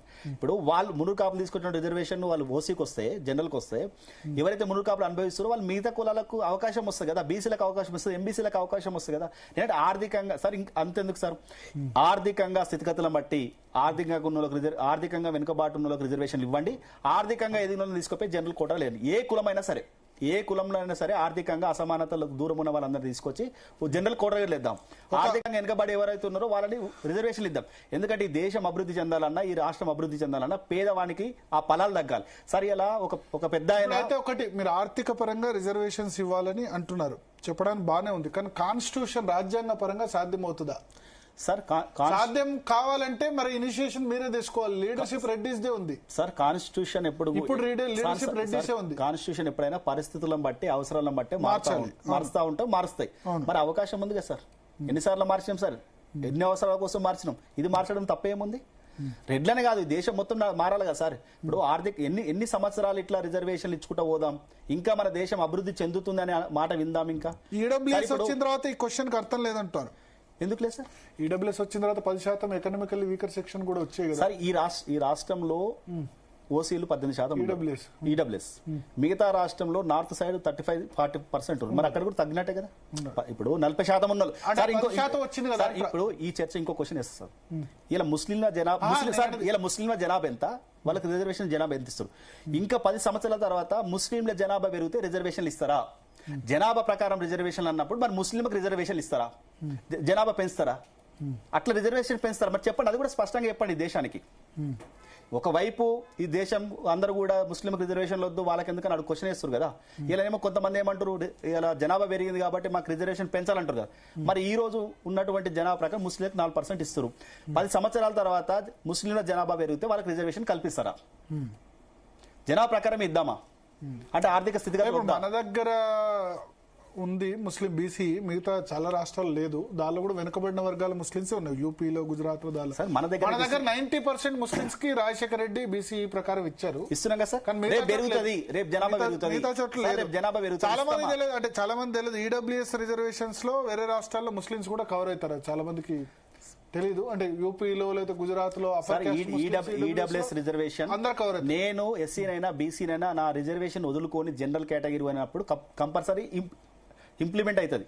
నేను ఈడబ్ల్యూఎస్ కాలర్ తీసుకుందాం. మనతో పాటు అభయ్ గారు, అభయ్ లైవ్ లో సిద్ధంగా ఉన్నారు. అభయ్ గారు నల్గొండ నుంచి. హలో, నమస్తే అభయ్ గారు, చెప్పండి. నమస్తే అండి. ఇప్పుడు మాధవరెడ్డి గారు ఆర్థిక పరమైన రిజర్వేషన్లు ఇవ్వాలా, రిజర్వేషన్లు మొత్తం ఎత్తేయాలా అంటుండు. రెడ్ల దగ్గర ఉన్నటువంటి ఆస్తులు వినిపిస్తుందా అండి? రెడ్ల దగ్గర ఉన్నటువంటి ఆస్తులు మొత్తం ఈ బీసీ, ఎస్సీ, ఎస్టీలకు పంచుతారా? లేనటువంటి ప్రతి పేదవానికి ఇస్తారా? అది ఇస్తారా అండి? అది సాధ్యమైందా? ఈ ఆస్తి ఎవరిచ్చారు? తను కష్టపడితే వ్యాపారం చేసుకుంటూ ఇచ్చారు. ప్రభుత్వం ఇచ్చిందా, లేకపోతే సమాజం ఇచ్చిందా, లేక రాత్రి వచ్చి రెడ్ల మీద ఓసీ మీద డబ్బులు పడ్డాయి? రెడ్డి గారు చెప్పేది వినండి.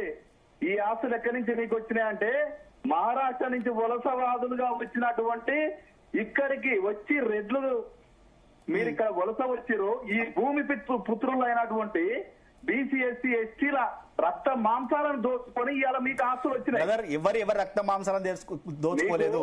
ఎవరు ఏ కులం వృత్తులు ఎవరు చేసుకున్నారో వాళ్ళ కుల వృత్తి ప్రకారం సార్. ఇలా కుల వృత్తులు చేసే వారికే రిజర్వేషన్. ఈ ఇతండవాదము, మా దగ్గర డబ్బు ఉంది గుంజుకుంటాం, ఇదేం మాటలు సార్? ఒక మాట అన్నాడండి ఈయన మాధవరెడ్డి గారు. సార్ నేను అదే అడుగుతున్నాను, ఏంటంటే ఆస్తులు కూడా పంచుతారా? ఎవరు ఆస్తి ఎవరిచ్చిరు, ఎవరు కష్టపడ్డారు? అరే నువ్వు కష్టపడకుండా, నువ్వు ఉద్యోగం చేయకుండా, వ్యాపారం చేయకుండా, నేను ఇలా జనాభా సంఖ్య ఉంది కాబట్టి నేను గుంజుకుంటా అంటే ఎట్లయితుంది సార్? ఇప్పుడు నేను ఆకలిని తట్టుకోను, లేకపోతే తినకుంటాను, నేను కష్టపడి సంపాదించుకుంటాను సార్. అబ్బాయి గారు ఉన్నట్టున్నారు, చెప్పండి. డబ్బులు అడుగుతున్నారట, బ్లాక్ మెయిల్ చేస్తున్నారట. మరి ఎవరు అడిగారు? నీ దగ్గర ఏమైనా డాటా ఉందా? ప్రూఫ్ ఉంది. ఎవరైనా బ్లాక్ మెయిల్ చేసినట్టు నీ దగ్గర ప్రూఫ్ ఉంది, ఆధారం ఉందా? ప్రూఫ్ ఉంది, చూపిస్తా. ఇప్పుడే చూపిస్తా, నేను భరత్ గారికి చూపిస్తా. ఏ స్కూల్ దగ్గరికి పోయో మీటింగ్ 18వ తారీఖు మీటింగ్ ఉందని 10,000 అడిగారో భరత్ గారికి ఇప్పుడే చూపిస్తా. వ్యాపారాలు చేస్తారో నేను కూడా భరత్ గారికి చూపిస్తా. ఎక్కడ ఏ అసైన్ భూముల్ని గుంజుకొని లాక్కున్నారో, ఎక్కడ మా భూముల్ని మొత్తం గుంజుకొని ఇవాళ బాబులుగా బడా వ్యాపారులుగా ఎదిగిరో అవన్నీ డాటా మా దగ్గర ఉన్నది. బడా వ్యాపారం చేసిన మా పేదలతో మాకేం సంబంధం బ్రదర్? ఏ కులంలో అయినా వ్యాపారం చేసే వాళ్ళు ఉంటారు, ఏ కులంలో అయినా వ్యాపారం గుంజుకున్న వాళ్ళు వచ్చారు. అంటే రెడ్డే గుంజుకోరా, బీసీలు గుంజుకోరా? వ్యాపారం చేసే వాళ్ళకి మాకేం సంబంధము? భరత్ గారు తప్పంతా రెడ్డిలదేనంట. వాళ్ళు చేరదీసిరాట మమ్మల్ని. నీకు సమాజం తెలియకపోతే మాట్లాడరాదబ్బా. సమాజంలో నీకు సబ్బన కులాలను చేరదీసిన కాదు తెలుసుకో. మీరు ఎవరు వినండి మాధవరెడ్డి వినండి. 5 ఏళ్ళకి ఒకసారి మా కాళ్ళు మొక్కుకుంటా మా ఓట్లను వేసుకొని గద్దెనెక్కినాక మిమ్మల్ని అభివృద్ధి చేస్తాము, పేదరికాన్ని నిర్మూలన చేస్తామని చెప్పి అధికారంలోకి వచ్చి ఇలా 1000 కోట్ల సంపన్నులై మమ్మల్ని రాజకీయాలు మీరు చేయొద్దు, బీసీలు మీరు రాజకీయాలు చేస్తే మీ దగ్గర సంపద లేదు కాబట్టి మీకు టికెట్లు ఇవ్వమని చెప్పి కోట్ల కొద్ది డబ్బులు ఖర్చు పెట్టి ఎన్నికల్లో గెలిచి ఇవాళ వీళ్ళకు రిజర్వేషన్లు ఎందుకు బీసీలకు అవసరం ఉందని చెప్పి ఏ వైశ్యునికి అక్కర్లేదు, ఏ బ్రాహ్మణునికి అక్కర్లేదు, ఓ రెడ్డానికే వచ్చింది ఇక్కడ అక్కర.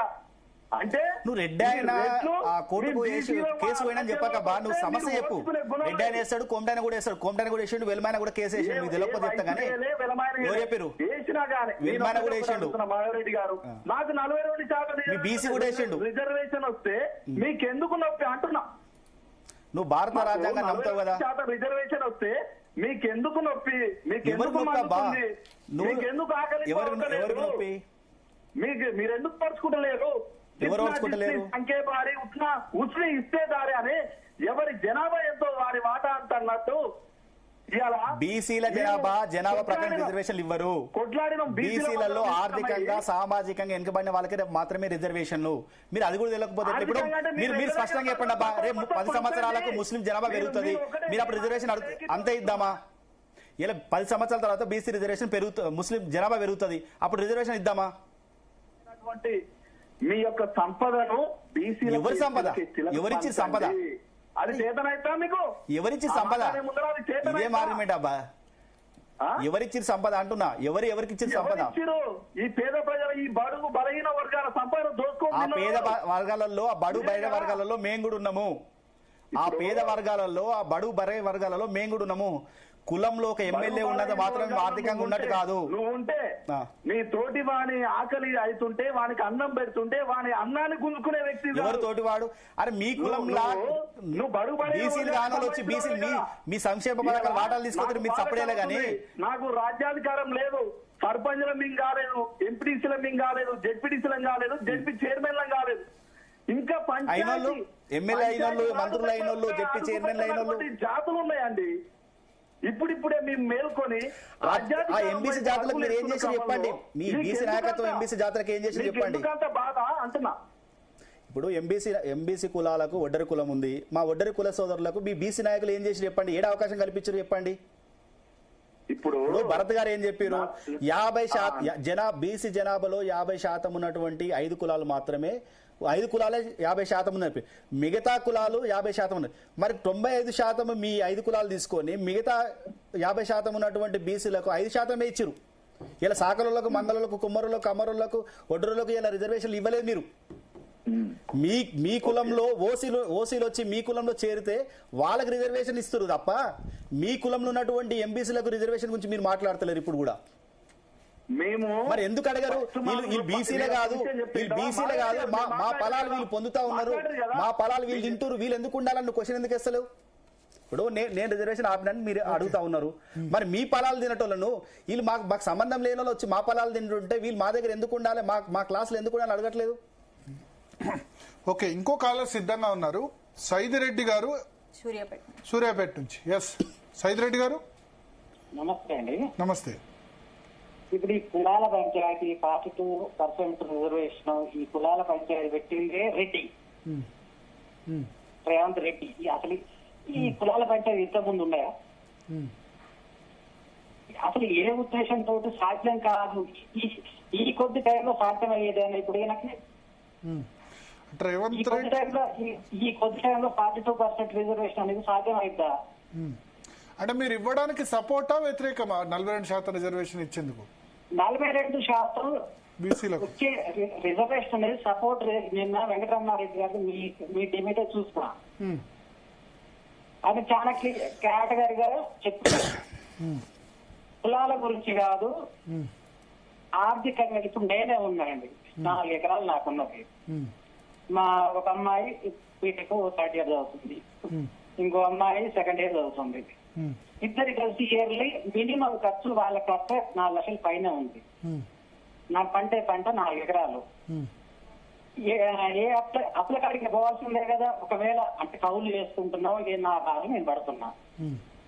ఇప్పుడు ఈ రిజర్వేషన్ అసలు ఇప్పటేంది లేని వాళ్ళకు. ఇప్పుడు ఉన్నోళ్ళ లేని వాళ్ళు, ఉన్నోళ్ళను ఇప్పుడు తక్కువ జాతిలో ఉన్న వాళ్ళైనా సరే వాళ్ళల్లో ఉన్న వాళ్ళు ఉన్నారు, లేని వాళ్ళు ఉన్నారు. ఎక్కువ జాతిలో ఉన్న దాంట్లో ఉన్న వాళ్ళు ఉన్నారు, లేని వాళ్ళు ఉన్నారు. ఈ టైంలో ఈ 42% రిజర్వేషన్ అసలు సాధ్యం కాదు. ఇప్పుడు తెలుసు తెలిసి ఇప్పుడు ఈ రామజగంగా కులాలు కుంపట్లు అని చెప్పుకున్నట్టు ఇప్పుడు తీసుకొచ్చిండు ఎగదెట్టిండు ఇప్పుడు ఇది.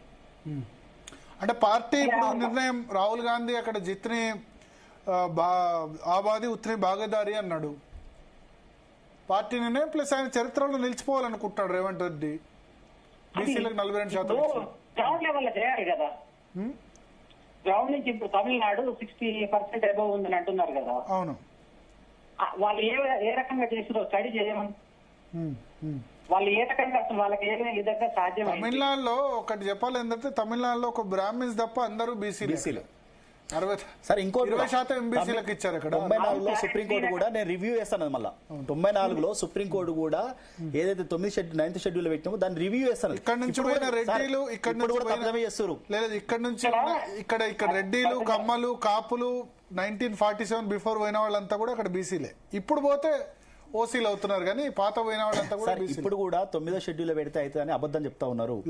ఎందుకు అబద్ధం చెప్తారంటే సుప్రీంకోర్టు నేను రివ్యూ చేస్తాను సార్. పరిస్థితులు అర్థం చేసుకోకుండా, కోర్టు తీర్పు అర్థం చేసుకోకుండా ఉత్తర జనం మీద నెట్టేసి పంచాయి కుమ్లాట పెట్టి ఇదంతా ఏంది సార్ ఇది? తెలిసి కూడా మనం తప్పిదాం. ఇప్పుడు ఇంతమంది మేధావులు, ఇంతమంది టీవీ ఛానళ్ళు అనాలిసిస్ట్ చెప్తా ఉన్నారు.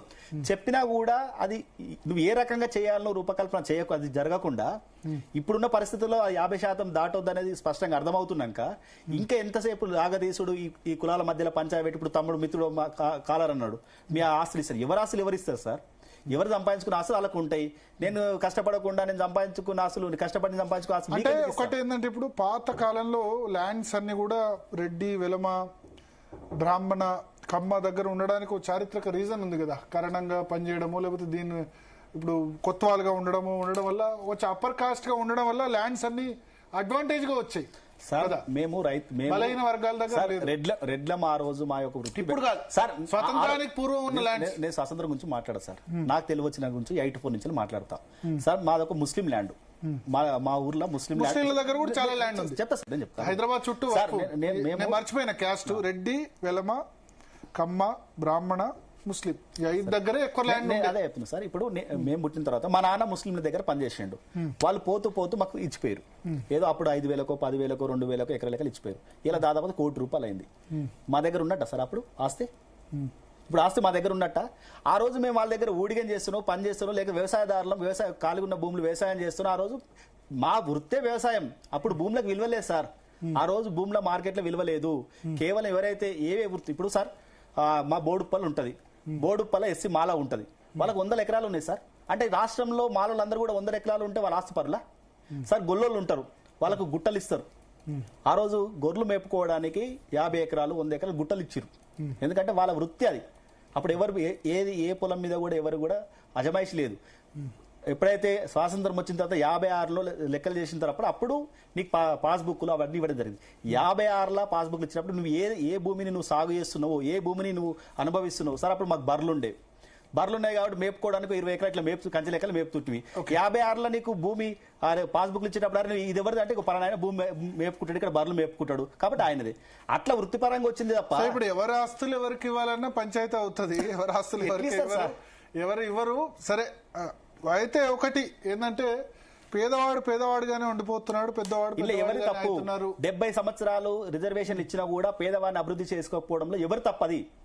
ఇలా 42% ఆపిన మాధురుడి తప్ప, ఈ యొక్క పాలకుల తప్ప, లేకపోతే ఈ వ్యవస్థలో సార్ ఈ సంఘాలు నడుపుతున్న వాళ్ళు ప్రతి 5 సంవత్సరాలకు ఒకసారి ప్రభుత్వం మారాలని చూస్తారు. ప్రభుత్వం ఇప్పుడు మీకు ఇక్కడ రిజర్వేషన్ ఇవ్వకపోతే ఏంది? రెడ్డిలైనా లేకపోతే అప్పర్ క్యాస్ట్ ఇవ్వకపోతే అమెరికా పోతున్నారు, అక్కడ చేసుకుంటారు. ఈ రోజు ఇక్కడ అమెరికా పోతున్నారు, బ్రిటన్ పోతున్నారు.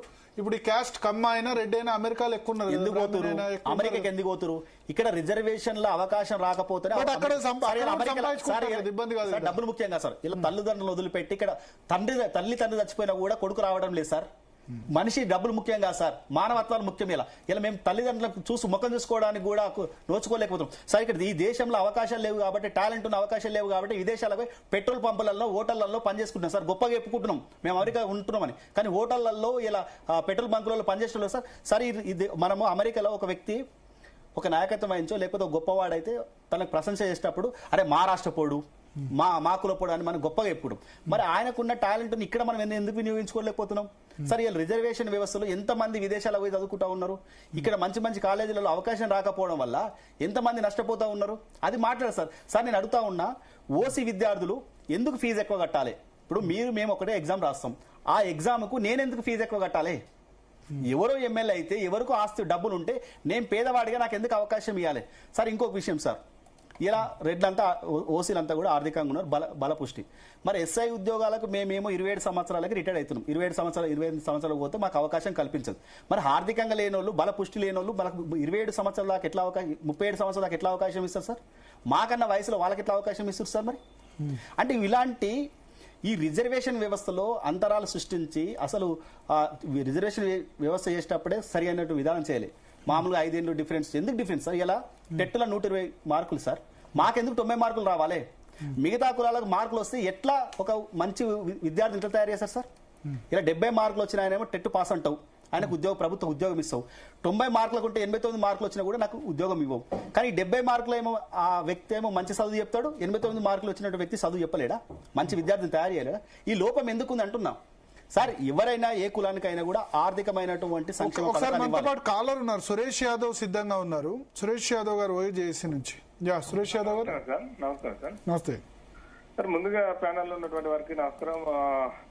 మీ సోదరుడు ఒకటే రిజర్వేషన్లు మరి వద్దంటుంటే రిజర్వేషన్ల విషయంలో స్పష్టత ఇవ్వాలి. బీసీలకు రిజర్వేషన్ ఇవ్వడంలో వ్యతిరేకమా లేకపోతే 50% దాటడంలో వ్యతిరేకమా ఒకసారి చెప్పమనండి సార్, నేను చెప్తా. బీసీలలో రిజర్వేషన్ ఇవ్వడానికి ఎవరు వ్యతిరేకం కాదు, ఇవ్వాల్సిన పద్ధతిలో ఎవరైతే పేదవాళ్ళు ఉన్నారో వాళ్ళకి రిజర్వేషన్ స్టేట్ క్వశ్చన్ చెప్పండి. స్టేట్ క్వశ్చన్ ఇప్పుడు మీ బాధ, మీ ప్రాబ్లం ఏంది ఇక్కడ? నా బాధ కాదు ఇది, వాస్తవం. చట్టం గవర్నమెంట్ వినండి బ్రదర్, అసెంబ్లీలో చట్టం చేసింది. చట్టం చేసినాక నీకు ఎందుకు కోర్టుకు పోవాల్సి వచ్చింది ఒకసారి చెప్తారా మీరు? చట్టానికి కోర్టుకు పోవడానికి సంబంధం ఎందుకు లేదు? నేను అసెంబ్లీ లేదు కదా. ఒకసారి చెప్పలేస్తారా? నువ్వు భారత రాజ్యాంగం మీద గౌరవం ఉంటే భారత రాజ్యాంగంలో 50% రిజర్వేషన్ దాటొద్దని ఉంది.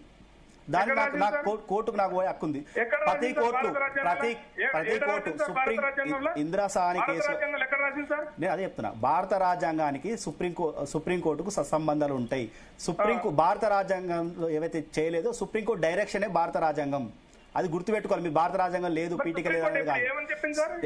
ఇందిరా సహాని ఏం చెప్పింది? ఇందిరా సహాని కేసులో ఏం చెప్పింది? ఇందిరా సహాని కేసులో 50% రిజర్వేషన్లు దాటవద్దని చెప్పింది.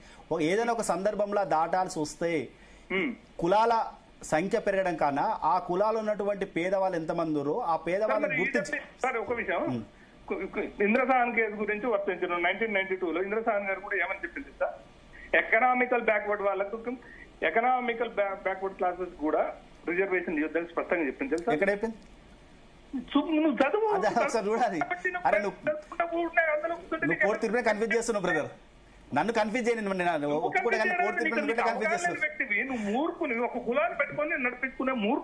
మర్యాదగా మాట్లాడు బ్రదర్, మర్యాదగా మాట్లాడు, మర్యాదగా మాట్లాడు. నీకన్నా ఎక్కువ మాట్లాడగలుగుతా. మాధారెడ్డి గారు, సురేష్ గారు cool cool cool cool cool. So అక్కడ ఒకటి నేను ఏమంటా సార్, మీరు ఎన్ని క్వశ్చన్లు అనేయండి ఆన్సర్ చెప్తా. కానీ వల్గర్ గా మాట్లాడడం ఇది సమాజంలో పద్ధతి కాదు. ఇప్పుడు నాకు హక్కు ఉంది సార్, నేను కోర్టుకు పోయి నా యొక్క రిప్రజెంటేట్ చేసుకోవడం హక్కు ఉంది, నేను చేసుకుంటా. ఇప్పుడు ఈడబ్ల్యూఎస్ ఇవ్వదని ఎక్కడ కూడా లేదు, ఇంద్రసాని కేసు లేదు, ఏది లేదు, లేని దాన్ని తీసుకొచ్చిర్రు. పోనీ సరే, దాని క్వశ్చన్ వేసిన క్వశ్చన్ కాకుండా ఏది పడితే అది మాట్లాడతాం, ఎట్లా పడితే అట్లా బెదిరిస్తామంటే ఎట్లా సార్? ఇప్పుడు అందరు సమానత్వం ఉండాలి. మేము ఎక్కడ కూడా బీసీలకు రిజర్వేషన్ వద్దంటలేదు, బీసీ కులాలు ఎదగొద్దని మేము కోరుకోవట్లేదు. బీసీ కులాలు కూడా మాతో పాటు ఎదగాలనుకుంటాం. ఎందుకంటారు అంటే, నేను ఒక ఇల్లు కట్టుకుంటా సార్, 3 ఫ్లోర్ ఇల్లు కట్టుకుంటా, నా చుట్టూ పెంకుటిల్లో గుడిసెలో ఉంటే నాకు మంచిగా అనిపిస్తుందా? నేను చెప్పుకోవడానికి. ఇప్పుడు మా ఊర్లోనే పెద్ద ఇల్లు కట్టుకొని ఏడుంటారు ఊర్లో చుట్టూ, అరే చుట్టాలు అందరూ కూడా పెంకుటిల్లు ఉన్నాయి లేకపోతే గుడిసెలు ఉన్నాయంటే నాకు కూడా ఇన్సల్టే. నేను ఏదో గేటర్ కమ్యూనిటీలు ఉంటే అందరు గేటర్ కమ్యూనిటీలో సమానమైన ఇల్లు ఉంటే అప్పుడు నాకు ఫీల్ అవుతుంది, అందరం సమానంగా ఉన్నాం, హ్యాపీగా ఉన్నాం, చెప్పుకోవడానికి కూడా ఐకాన్ ప్లేస్ అని చెప్పుకో. హలో చెప్పండి సురేష్ యాదవ్ గారు. సార్ నేను చెప్పేది వినండి సార్ ఒక్క మాట. పదే పదే పదే పదే మాట్లాడుతుండగా సుప్రీంకోర్టు ఒక ఇంద్రసాని కేసు గురించి మాట్లాడుతుండు, ఇంకో కేసు గురించి మాట్లాడుతుండు. పాపం మాధవరెడ్డి చెప్పడం కావాల్సింది ఏంటంటే 1976 NM Thomas state of Kerala reservation 60% దాటొచ్చు, 50% దాటొచ్చని జడ్జిమెంట్ ఇచ్చింది 1976 లో. అర్థమైందా?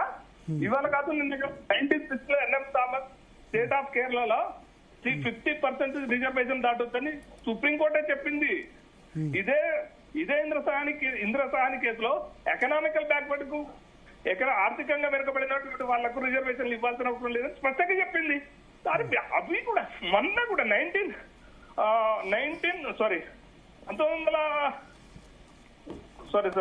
అంటే ఒక ఇయర్ మన ఈడబ్ల్యూఎస్ విషయంలో కూడా 5 బెంచెస్ ధర్మాసనం కూడా అరే 60% 50% దాటితే ఉందని చెప్పింది కదా.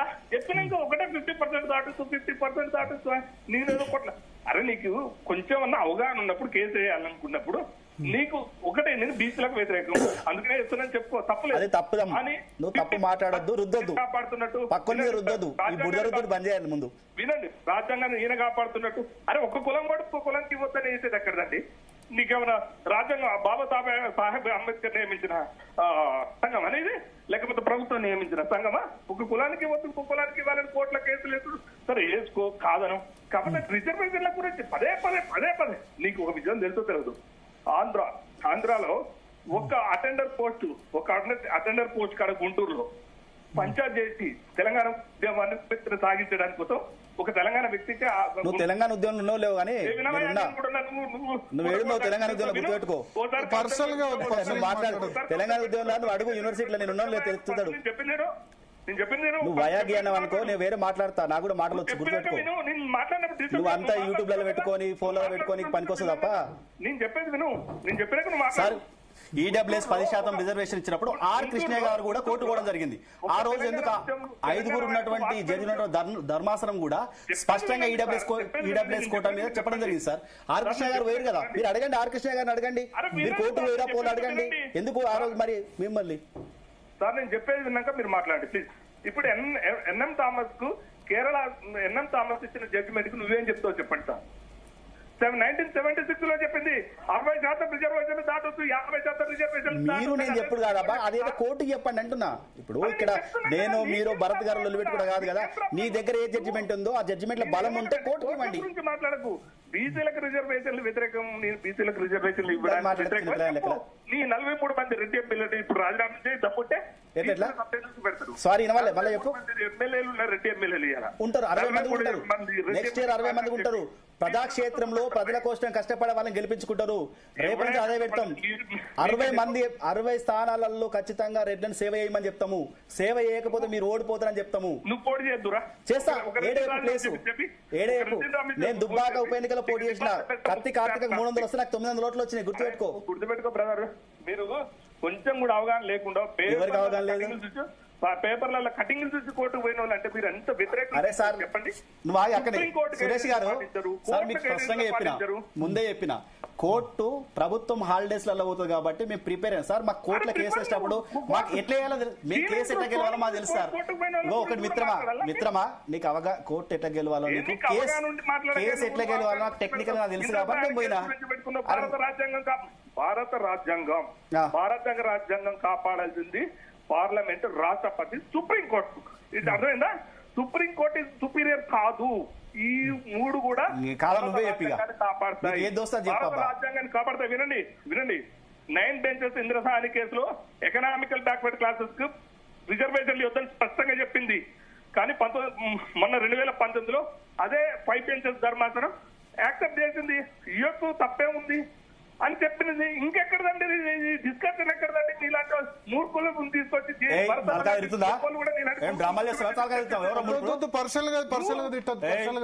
తిట్టండి మాధవరెడ్డి గారు పర్సనల్. ఇప్పుడు ఒకటి మాట్లాడతా, ఆయన నాకన్నా వయసులో చిన్నోడు తెలియదు, పెద్దోడు తెలియదు. నీకు చెప్తానండి, నీకు ఒక భాష ఉండాలి, నీకు ఒక పద్ధతి ఉండాలి, ఒక విజన్ ఉండాలి. ఏమని బీసీలను అడ్డుకుందానికి వేసిన గొప్పగా దమ్ముదారు ఉంటే బీసీల కోసం వ్యతిరేకించడానికి వేసిన చెప్పు. ఆల్రెడీ రెట్లు బీసీలు. నేను బీసీలకు వ్యతిరేకం కాదు స్వామి, నీకు అదే చెప్తున్నా. నీకు సగం తెలిసి ఈ షార్ట్ యూట్యూబ్ లో ఎడుకుని వస్తారు ఆయన అంతా. మీరు నేను ఎన్ఎం థామస్ గురించి చెప్పిన ఇది అంతా ఫోన్లలో యూట్యూబ్ లలో పెట్టుకునే బ్యాచ్ సార్ ఇది.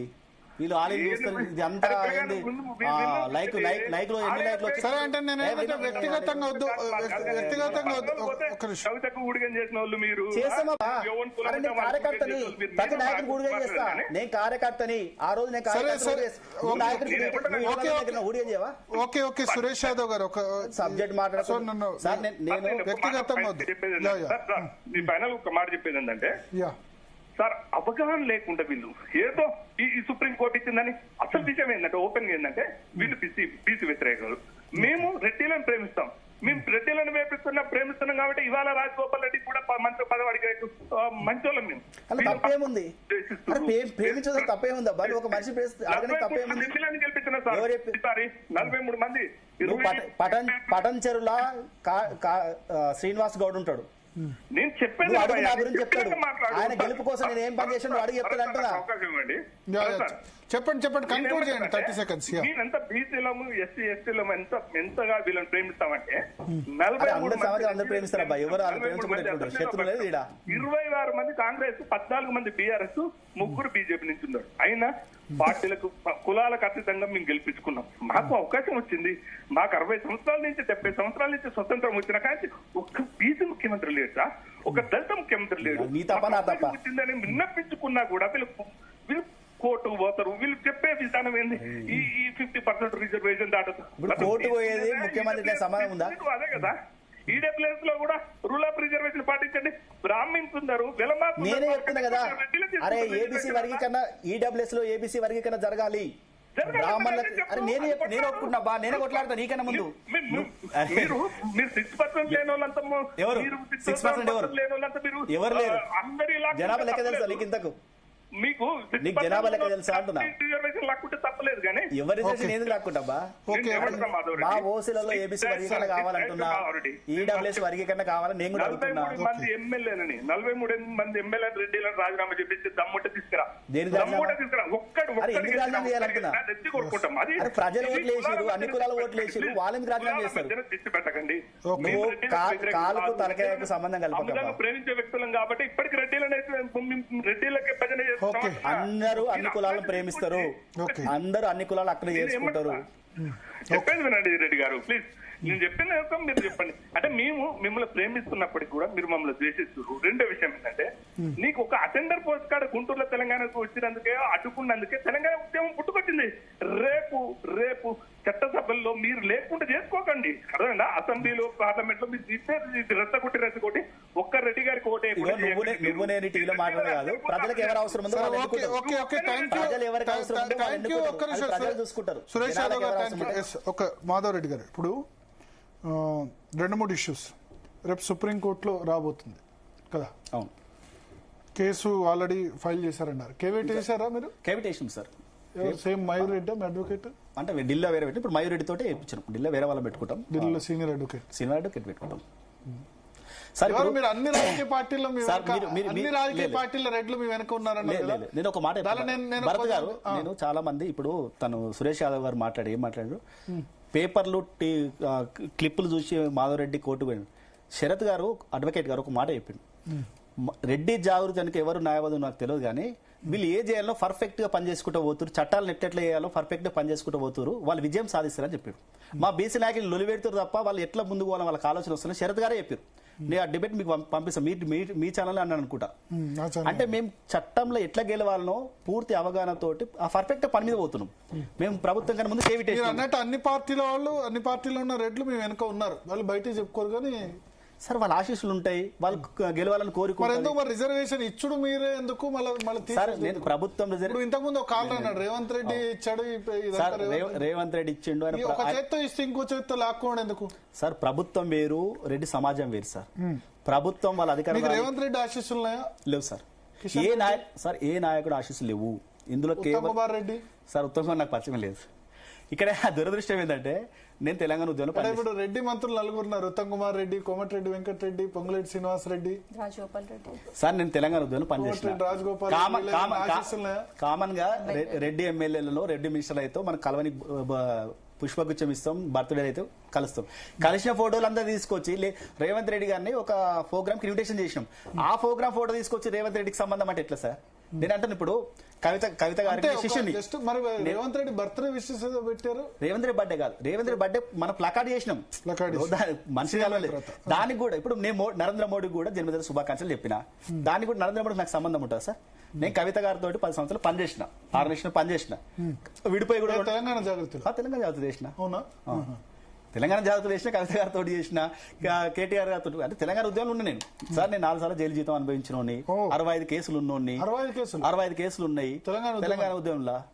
తెలంగాణ రైలు రోకో ఉందా సార్? రైలు రోకో బీబీనగర్ ఉండే, లేదు నాకు రైలు రోకో బీబీనగర్ తప్పించుకున్నా.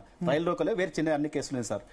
మీరు నాచారం, ఉప్పలు, మేడిపల్లి, దిల్సుఖ్నగర్ ఇవన్నీ పిఎస్లలో కూడా నేను ఆ రోజు ఎస్ఐలు, సిఐలు ఉన్న అందరూ కూడా ఈ రోజు నన్ను గుర్తుపడతారు. ఆ రోజు నేను సీరియస్ గా, సిన్సియర్ గా ఉద్యమం చేశాను కాబట్టి వీరందరూ కూడా రెస్పెక్ట్ ఇచ్చి మాట్లాడతారు, మాధవ్ బావను అని అడుగుతారు. ఎందుకంటే తెలంగాణ ఉద్యమం చేసినాం సార్, తెలంగాణ ఉద్యమం సీరియస్ చేసినాం. 65 కేసులు తెలంగాణ ఉద్యమం, ఇంకా వేరే కేసులు లేదు తెలంగాణ ఉద్యమం సార్. వేరే రెడ్డి సంబంధించిన ఉద్యమాల్లో ఏం కేసులు లేవు? రెడ్డి సంబంధించిన ఉద్యమం కేసు అంటే మొన్న ఒకటి మినిస్టర్ క్వార్టర్స్ ముట్టడి చేసినాడు, కేసు పెట్టలేదు సార్. కాకపోతే కూసబెట్టుకోరు. అదే మాకు రెడ్డి కార్పొరేషన్ కావాలని గత ప్రభుత్వం ఉన్నటువంటి గవర్నమెంట్ లో మేము మినిస్టర్ క్వార్టర్స్ ముట్టడం చేయడం జరిగింది. ఆ రోజు కేసు ఏం చేయలేదు, కాకపోతే అందరు కూసబెట్టుకో 2 గంటలు 3 గంటలు కూర్చుంది. ఇంకా రెడ్డి ఉద్యమాలల్లో కేసులు ఏం కాదు. బయలకి ఏంటంటే ఆ రోజు మంత్రి మల్లారెడ్డి ఇష్యూ జరిగినప్పుడు కూడా అక్కడ సీఐ గారు కూడా నన్ను కేసు పెడతామన్నారు, కానీ మల్లారెడ్డి గారే దాన్ని కల్పించుకొని సరే. మీ ఏమేంటి, ఎమ్మెల్యే కావాలా, ఎంపీ కావాలా? ఇప్పుడైతే మీరు రెడ్డిలకు, నాట్ ఓన్లీ రెడ్డిలు, అప్పర్ క్యాస్ట్ అందరికి కూడా మీరు, అంటే అప్పర్ క్యాస్ట్ ఎవరైతే రిజర్వేషన్లు వ్యతిరేకిస్తున్నారో వాళ్ళందరికీ ఒక ఏమంటారు ఐకాన్ గా కనబడుతున్నారు. No doubt sir. At the same time బీసీలకి ఒక సైతాన్ లాగా కనబడుతున్నారు సార్. నేను బీసీలకు సైతాన్ కాదు సార్. మా గ్రామంలో ఈ కేసు జరిగేటప్పుడు దసరా నాడు కూడా అన్ని కులాల యువకులతో కలిసి మేము దసరా ఉత్సవాలు చేసుకున్నాం. నేను బీసీలకు వ్యతిరేకం కాదు సార్, ఎస్సీలకు వ్యతిరేకం. నా క్యారెక్టర్ తెలిసిన వాళ్ళు, నేను చేసేటువంటి పని. మీ గ్రామంలో బీసీలు ఎవరు మిమ్మల్ని ఏమనలేదా సార్? మా దగ్గర మా రిజర్వేషన్ ఆపేవని ఎవరు? నేను మాట్లాడేది ధర్మం ఉంది. నేను వాళ్ళ వ్యక్తిగతంగా కూడా ఎప్పుడు మాట్లాడాను. ఆ రిజర్వేషన్ గురించి నేను తప్పట్లేదు సార్. ఇప్పుడు కూడా కావాలి అంటున్నా, బీసీలకు రిజర్వేషన్ రావద్దని ఎప్పుడు అంటలేను. కానీ ఆర్థికంగా ఉన్న వాళ్ళకి ఇవ్వద్దు, ఆర్థికంగా లేని వాళ్ళకి ఇవ్వాలి. అట్లయితే సమాజం బాగుపడుతుంటున్నా సార్. నేను బీసీలకు వ్యతిరేకంగా ఈ నాయకులు చిత్రీకరణ చేస్తారు. బీసీ నాయకులు సార్, ఇప్పుడు బీసీ నాయకులు స్పష్టంగా అడుగుతున్నారు సార్. ఇంతమంది మేధావులు చెప్తా ఉంటే, ఇది నిలబడదని చెప్తా ఉంటే, మీరు ఎందుకు రాష్ట్ర బంద్ అంటారు? మీరెందుకు గవర్నర్ దగ్గర పోయి గవర్నర్ బిల్ పెండింగ్ ఉంది, మరి అదెందుకు అడగరు? రాష్ట్రపతి దగ్గర బిల్డింగ్ పెండింగ్ ఉంది, అదెందుకు అడగరు? మీరు రాష్ట్ర బంద్కి ఎందుకు పోతురు? రాష్ట్ర బంధు ప్రజలు ఏమనిస్తారా? మీరు కొట్టాడకుండా చేయాల్సిన ప్రణాళికలు చేయకుండా మాధవరెడ్డి అడ్డుకున్నాను, మాధవరెడ్డి మీద తీరుతారు, లేకపోతే రాష్ట్ర ప్రజల మీద బంధాన్ని ఒకటి నిందేస్తారు. ఇది ఏంది సార్? బీసీ నాయకులకు తెలియదా? లేకపోతే మేధావులు, ఇంతమంది మేధావులు చెప్తారు. అల్టిమేట్ ఏమైంది? న్యూట్రల్ గానే ఉంటారా ఏ రాజకీయ పార్టీతో పని? సార్, ఏ రాజకీయ పార్టీతో నేను 2016లో తెలంగాణ ఉద్యమాన్ని వదిలిపెట్టి ఇటు వచ్చిన. 2016 నుంచి ఎమ్మెల్యే, ఎంపీ కావాలని ఆశ ఏమైనా ఉందా సార్? అవకాశం వస్తే అవుతుండొచ్చు. ఏ పార్టీ అయితే తర్వాత విషయం, అది రాజకీయాలకు పోయినప్పుడు ఉంటుంది. ఇప్పుడు రాజకీయాలు వేయాలంటే కోట్ల రూపాయలు ఉండాలి. డబ్బులు, కోట్ల రూపాయలు ఎక్కడి నుంచి వస్తున్నాయి? నేను అదే చెప్తున్నా సార్. మీకు కోర్టులో కేసులు వాదించేందుకు ఎన్ని డబ్బులు ఎక్కడి నుంచి వస్తున్నాయి సార్? మాకు రెడ్డి జాగృతి ఆర్గనైజేషన్, నేను అడిగితే ఇచ్చే వాళ్ళు చాలా మంది ఉంటారు. ఇప్పటిదాకా ఉన్న లాయర్లందరూ కూడా తక్కువ ఫీజుకే చేసిరు.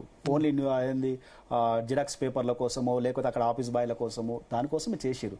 రేపు ఢిల్లీకి పోతే పైసలు కావాలి. నేను ఉన్నటువంటి మా రెడ్డి జాగృతి సభ్యులను అడుగుతాం. దాదాపు మేమెంత 1700 మంది క్రియాశీలక సభ్యులు ఉన్నాం. మనిషి 10,000 వేసుకుని ఎంతైతే సార్? డబ్బులు ఉంటాయి సార్, ఎందుకు? నేను అడిగితే ఇప్పుడు దీనికి వెలమ, కమ్మ, బ్రాహ్మణ్ సపోర్ట్ కూడా ఉందా సార్? ఈ అంటే మొన్న స్టే వచ్చిన తప్పటి నుంచి అన్ని కులాలు, అంటే బీసీ, ఇప్పుడు రెడ్డి జాగృతితో పాటు రెడ్డి సంఘాలు ఉన్నాయి సార్. మాకు జేఏసీ ఉంది. రెడ్డి జేఏసీ అప్పంగారు రామరెడ్డి ఉంటాడు, పైలా హరినాథ్ రెడ్డి ఉంటాడు, బద్దూరు వెంకటేశ్వర రెడ్డి ఉంటాడు, గోపు జైపాల్ రెడ్డి ఉంటాడు, ఏను సంతోష్ రెడ్డి ఉంటాడు, నవాల సత్యనారాయణ రెడ్డి, ఇట్లా చాలా ఒక 5-6 సంఘాలు, బలమైనటువంటి సంఘాలు ఉన్నాయి సార్. సార్, మేము గతంలో 10,000తోటి 20,000తోటి బహిరంగ సభలు చేసినటువంటి సంఘాలు సార్. మాయి 10,000 మందిని జమ అయ్యాలంటే ఎన్ని లక్షలు అయితే అర్థం చేసుకోండి, ఎన్ని బస్సులు పెట్టాలో అర్థం చేసుకోండి. గవి ఇప్పుడు మా భవిష్యత్తు కోసం మనకి డబ్బులు పెట్టలేమా సార్? డబ్బులు అనేది ఇప్పుడు ఎంత సార్? కోర్టు కేసు అయితే 10 లక్షలు అవుతుంది. ఇన్ని లక్షల మంది ఉన్న వాళ్ళు మేము 10 లక్షలు భరించుకోలేమా? 10 లక్షలేనా? ఎంత సిట్టింగ్, ఒక్క విచారణకే 10 లక్షలు తీసుకుంటారు. ఇప్పుడు అంటే న్యాయవాదులు మా వాళ్ళు ఉన్నారు కాబట్టి మాకు తక్కువనే తీసుకుంటారు. నేను నార్మల్ ఫీజే, ఇదంతా రిక్వెస్ట్ల మీద నార్మల్ ఫీజు కోసమే నడుస్తాం సార్.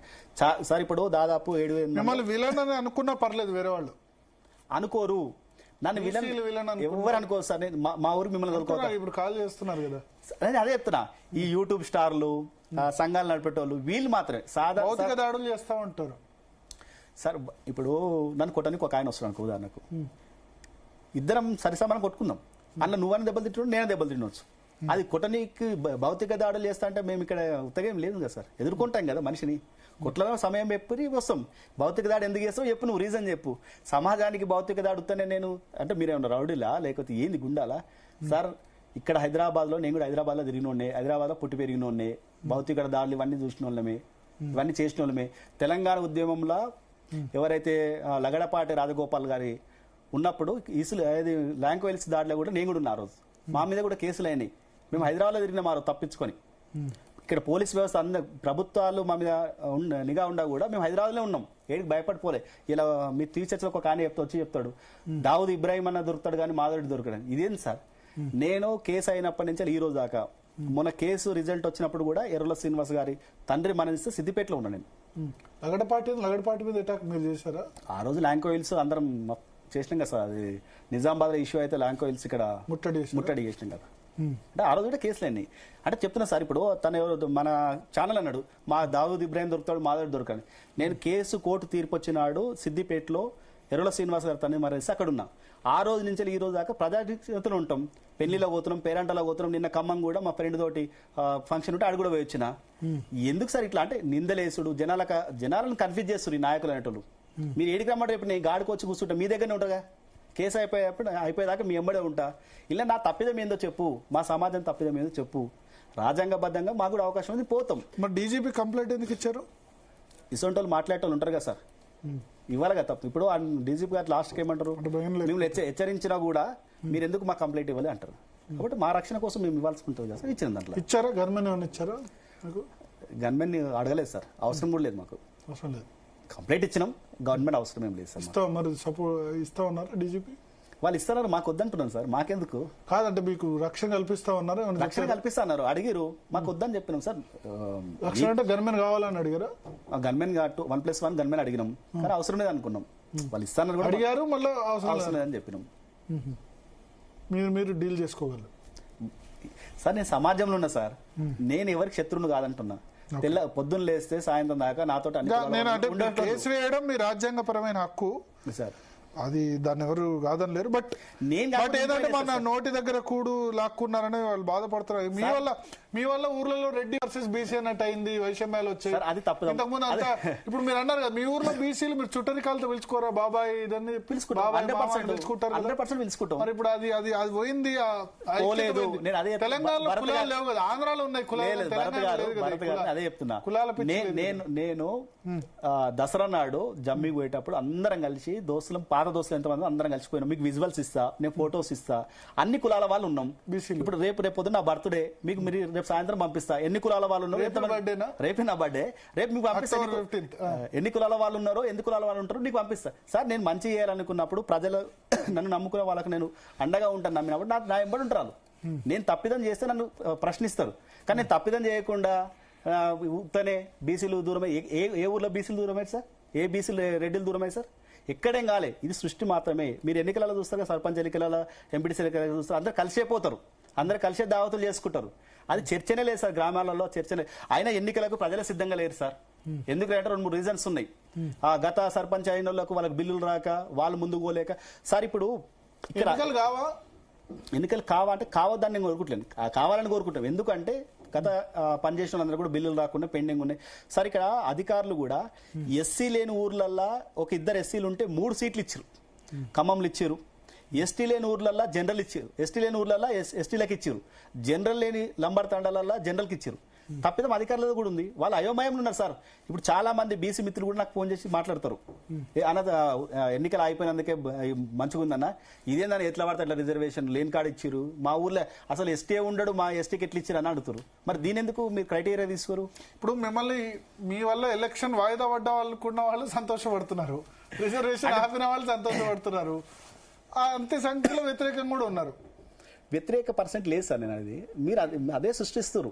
ఇక నాయకులు మాత్రమే అప్పర్ కాస్ట్ మీతో ఉన్నారు, బీసీస్ లో మెజారిటీ కూడా వాళ్ళు మీకు వెనక వ్యతిరేకంగా ఉంటారు కదా. బీసీలలో మీ టీవీ చర్చలు అనుకుంటా ఆయన శ్రీనివాస్ గారు మాట్లాడండి, ఎంబీసీ కులమైన మాట్లాడిండు. ఇలా మాధవరెడ్డి అనే వ్యక్తి పిటిషన్ వేసింది కాబట్టి చర్చకు వచ్చింది, మా యొక్క వాయిస్ని చెప్పడానికి కూడా మాకు అవకాశం వచ్చిందని. ఇలా మా ఎంబీసీ కులాలలో ఎంబీసీ కులాలను బీసీ వాళ్ళనే గుర్తిస్తలేరు, వాళ్ళకి ఆదరణ లేదు అని వాళ్ళే చెప్తున్నారు కదా సార్.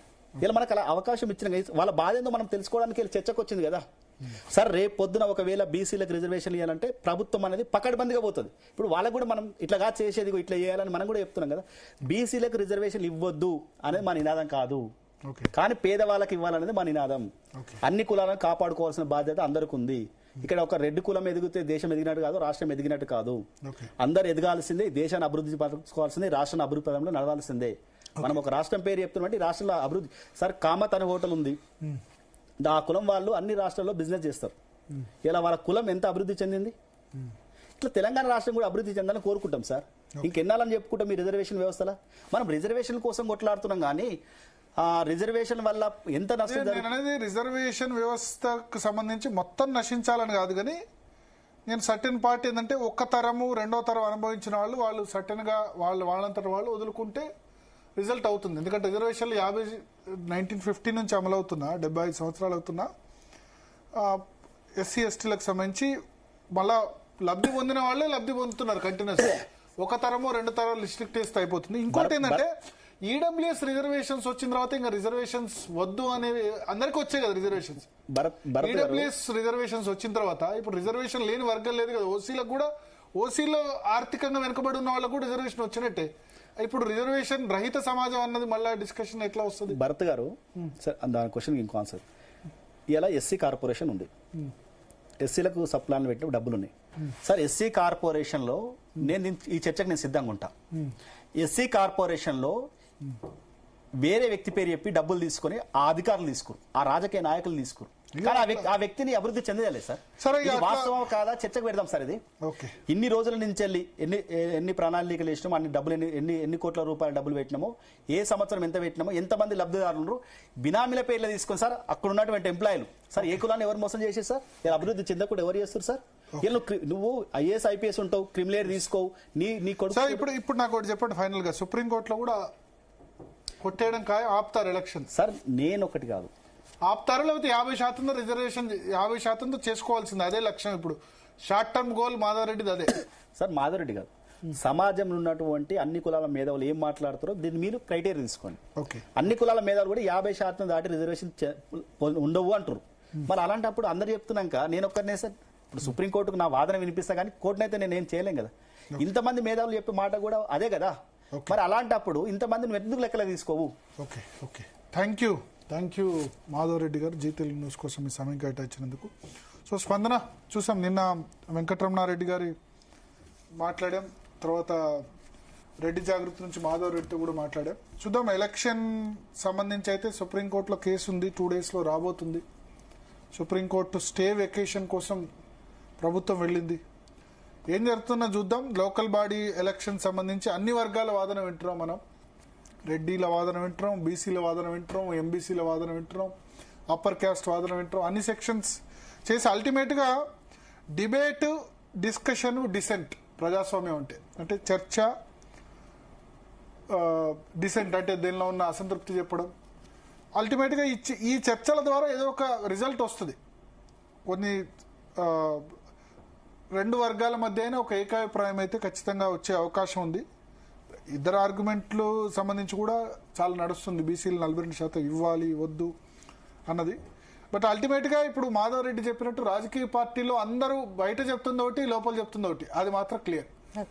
మహిళా బిల్లు విషయంలో అందరు సపోర్ట్ అని 30 సంవత్సరాలు పాస్ కాలేదు. 1996లో దేవగౌడ ఫస్ట్ టైం మహిళా బిల్లు ప్రవేశపెడితే 30 సంవత్సరాల వరకు కూడా పాస్ కాలేదు. మొన్న 2023 ఎండింగ్లో పాస్ అయింది. సేమ్ ఇది కూడా అంతే, బీసీలకు 42%, బయట సపోర్ట్ అన్ని పార్టీలు సపోర్ట్ అంటాయి, కానీ లోపల చేసేది మాత్రం ఒకటి. అది మాత్రం క్లియర్గా నేను అన్ని వర్గాల ప్రజలు కూడా చెప్తున్నా. ఈ రాజకీయాల్లో ఏంటంటే బయట ఒకటి, లోపల ఒకటి. ఢిల్లీలో సింగితో చర్చించడం కూడా రాజకీయమైన బలమైన ప్రయత్నం, లేకపోతే ప్రచారం? ఆబ్వియస్లీ అభిషేక్ మను సింగ్ వాళ్ళ లాయరు, తెలంగాణ నుంచి రాజ్యసభ మెంబరు, దానిలో ఆయనతో చర్చించకుండా ఇంకెవరితో చర్చిస్తారు? ఏం చర్చించినా అభిషేక్ మను సింగ్ హైకోర్టులో కూడా ఆర్గ్యుమెంట్స్ వినిపించారు కదా. కేసులో కొంత ప్రభుత్వ ఆర్గ్యుమెంట్ వీక్ గానే ఉంది. అంటే ఇక్కడ ఇది సుప్రీంకోర్టులో అంత ఈజీగా తేలే వ్యవహారం కాదు, రిజర్వేషన్స్ రావడం అంత ఈజీ కాదన్న విషయం అందరికీ తెలిసి కూడా వాళ్ళు ఆ విధంగా చేస్తున్నారు అన్నది కదా విమర్శ. సో అన్ని పార్టీలకు సంబంధించి బయటికి సపోర్ట్ అంటారు, బట్ లోపల చేసేది మాత్రం రాబోయే ఎన్నికలు ఈ రిజర్వేషన్ వివాదం ఓట్లపై ఏమైనా ఎఫెక్ట్ చూపించే అవకాశం ఏముండదు. అంటే ఆ స్థానిక సంస్థల ఎన్నికల్లో నా ఉద్దేశం ఏంటంటే స్థానిక ఇష్యూస్ ఉంటాయి. మా ఊర్లో ఎవరు దగ్గర, మా ఊర్లో మోర్లు ఎవరు సాఫ్ చేస్తారు, వీధి దీపాలు ఎవరు పెడతారు, ఏది పెడతారు. కొంత బీసీ ఓటు, ఎందుకంటే సర్పంచ్ ఎన్నికలనేమో గుర్తుండదు, బట్ ఇది ఎంపీటీసీ జెడ్పీటీసీలో ఉంటుంది. ఉన్న సందర్భాల్లో కొన్ని చోట్ల రావచ్చు రెడ్డి వర్సెస్ బీసీ కూడా. బీసీ క్యాండిడేట్ మనం గెలిపించుకోవాలి, లేదా మన రెడ్డి క్యాండిడేట్ మనం గెలిపించుకోవాలని ఆ విభేదం రావచ్చు. తెలంగాణలో అయితే ఇప్పటివరకు లేదు అది డివిజన్, ఆంధ్రప్రదేశ్లో ఉన్నంత. చూద్దాం వస్తుందో లేదో రాబోయే ఎన్నికల్లో. రైట్ ఇక నెక్స్ట్ టాపిక్.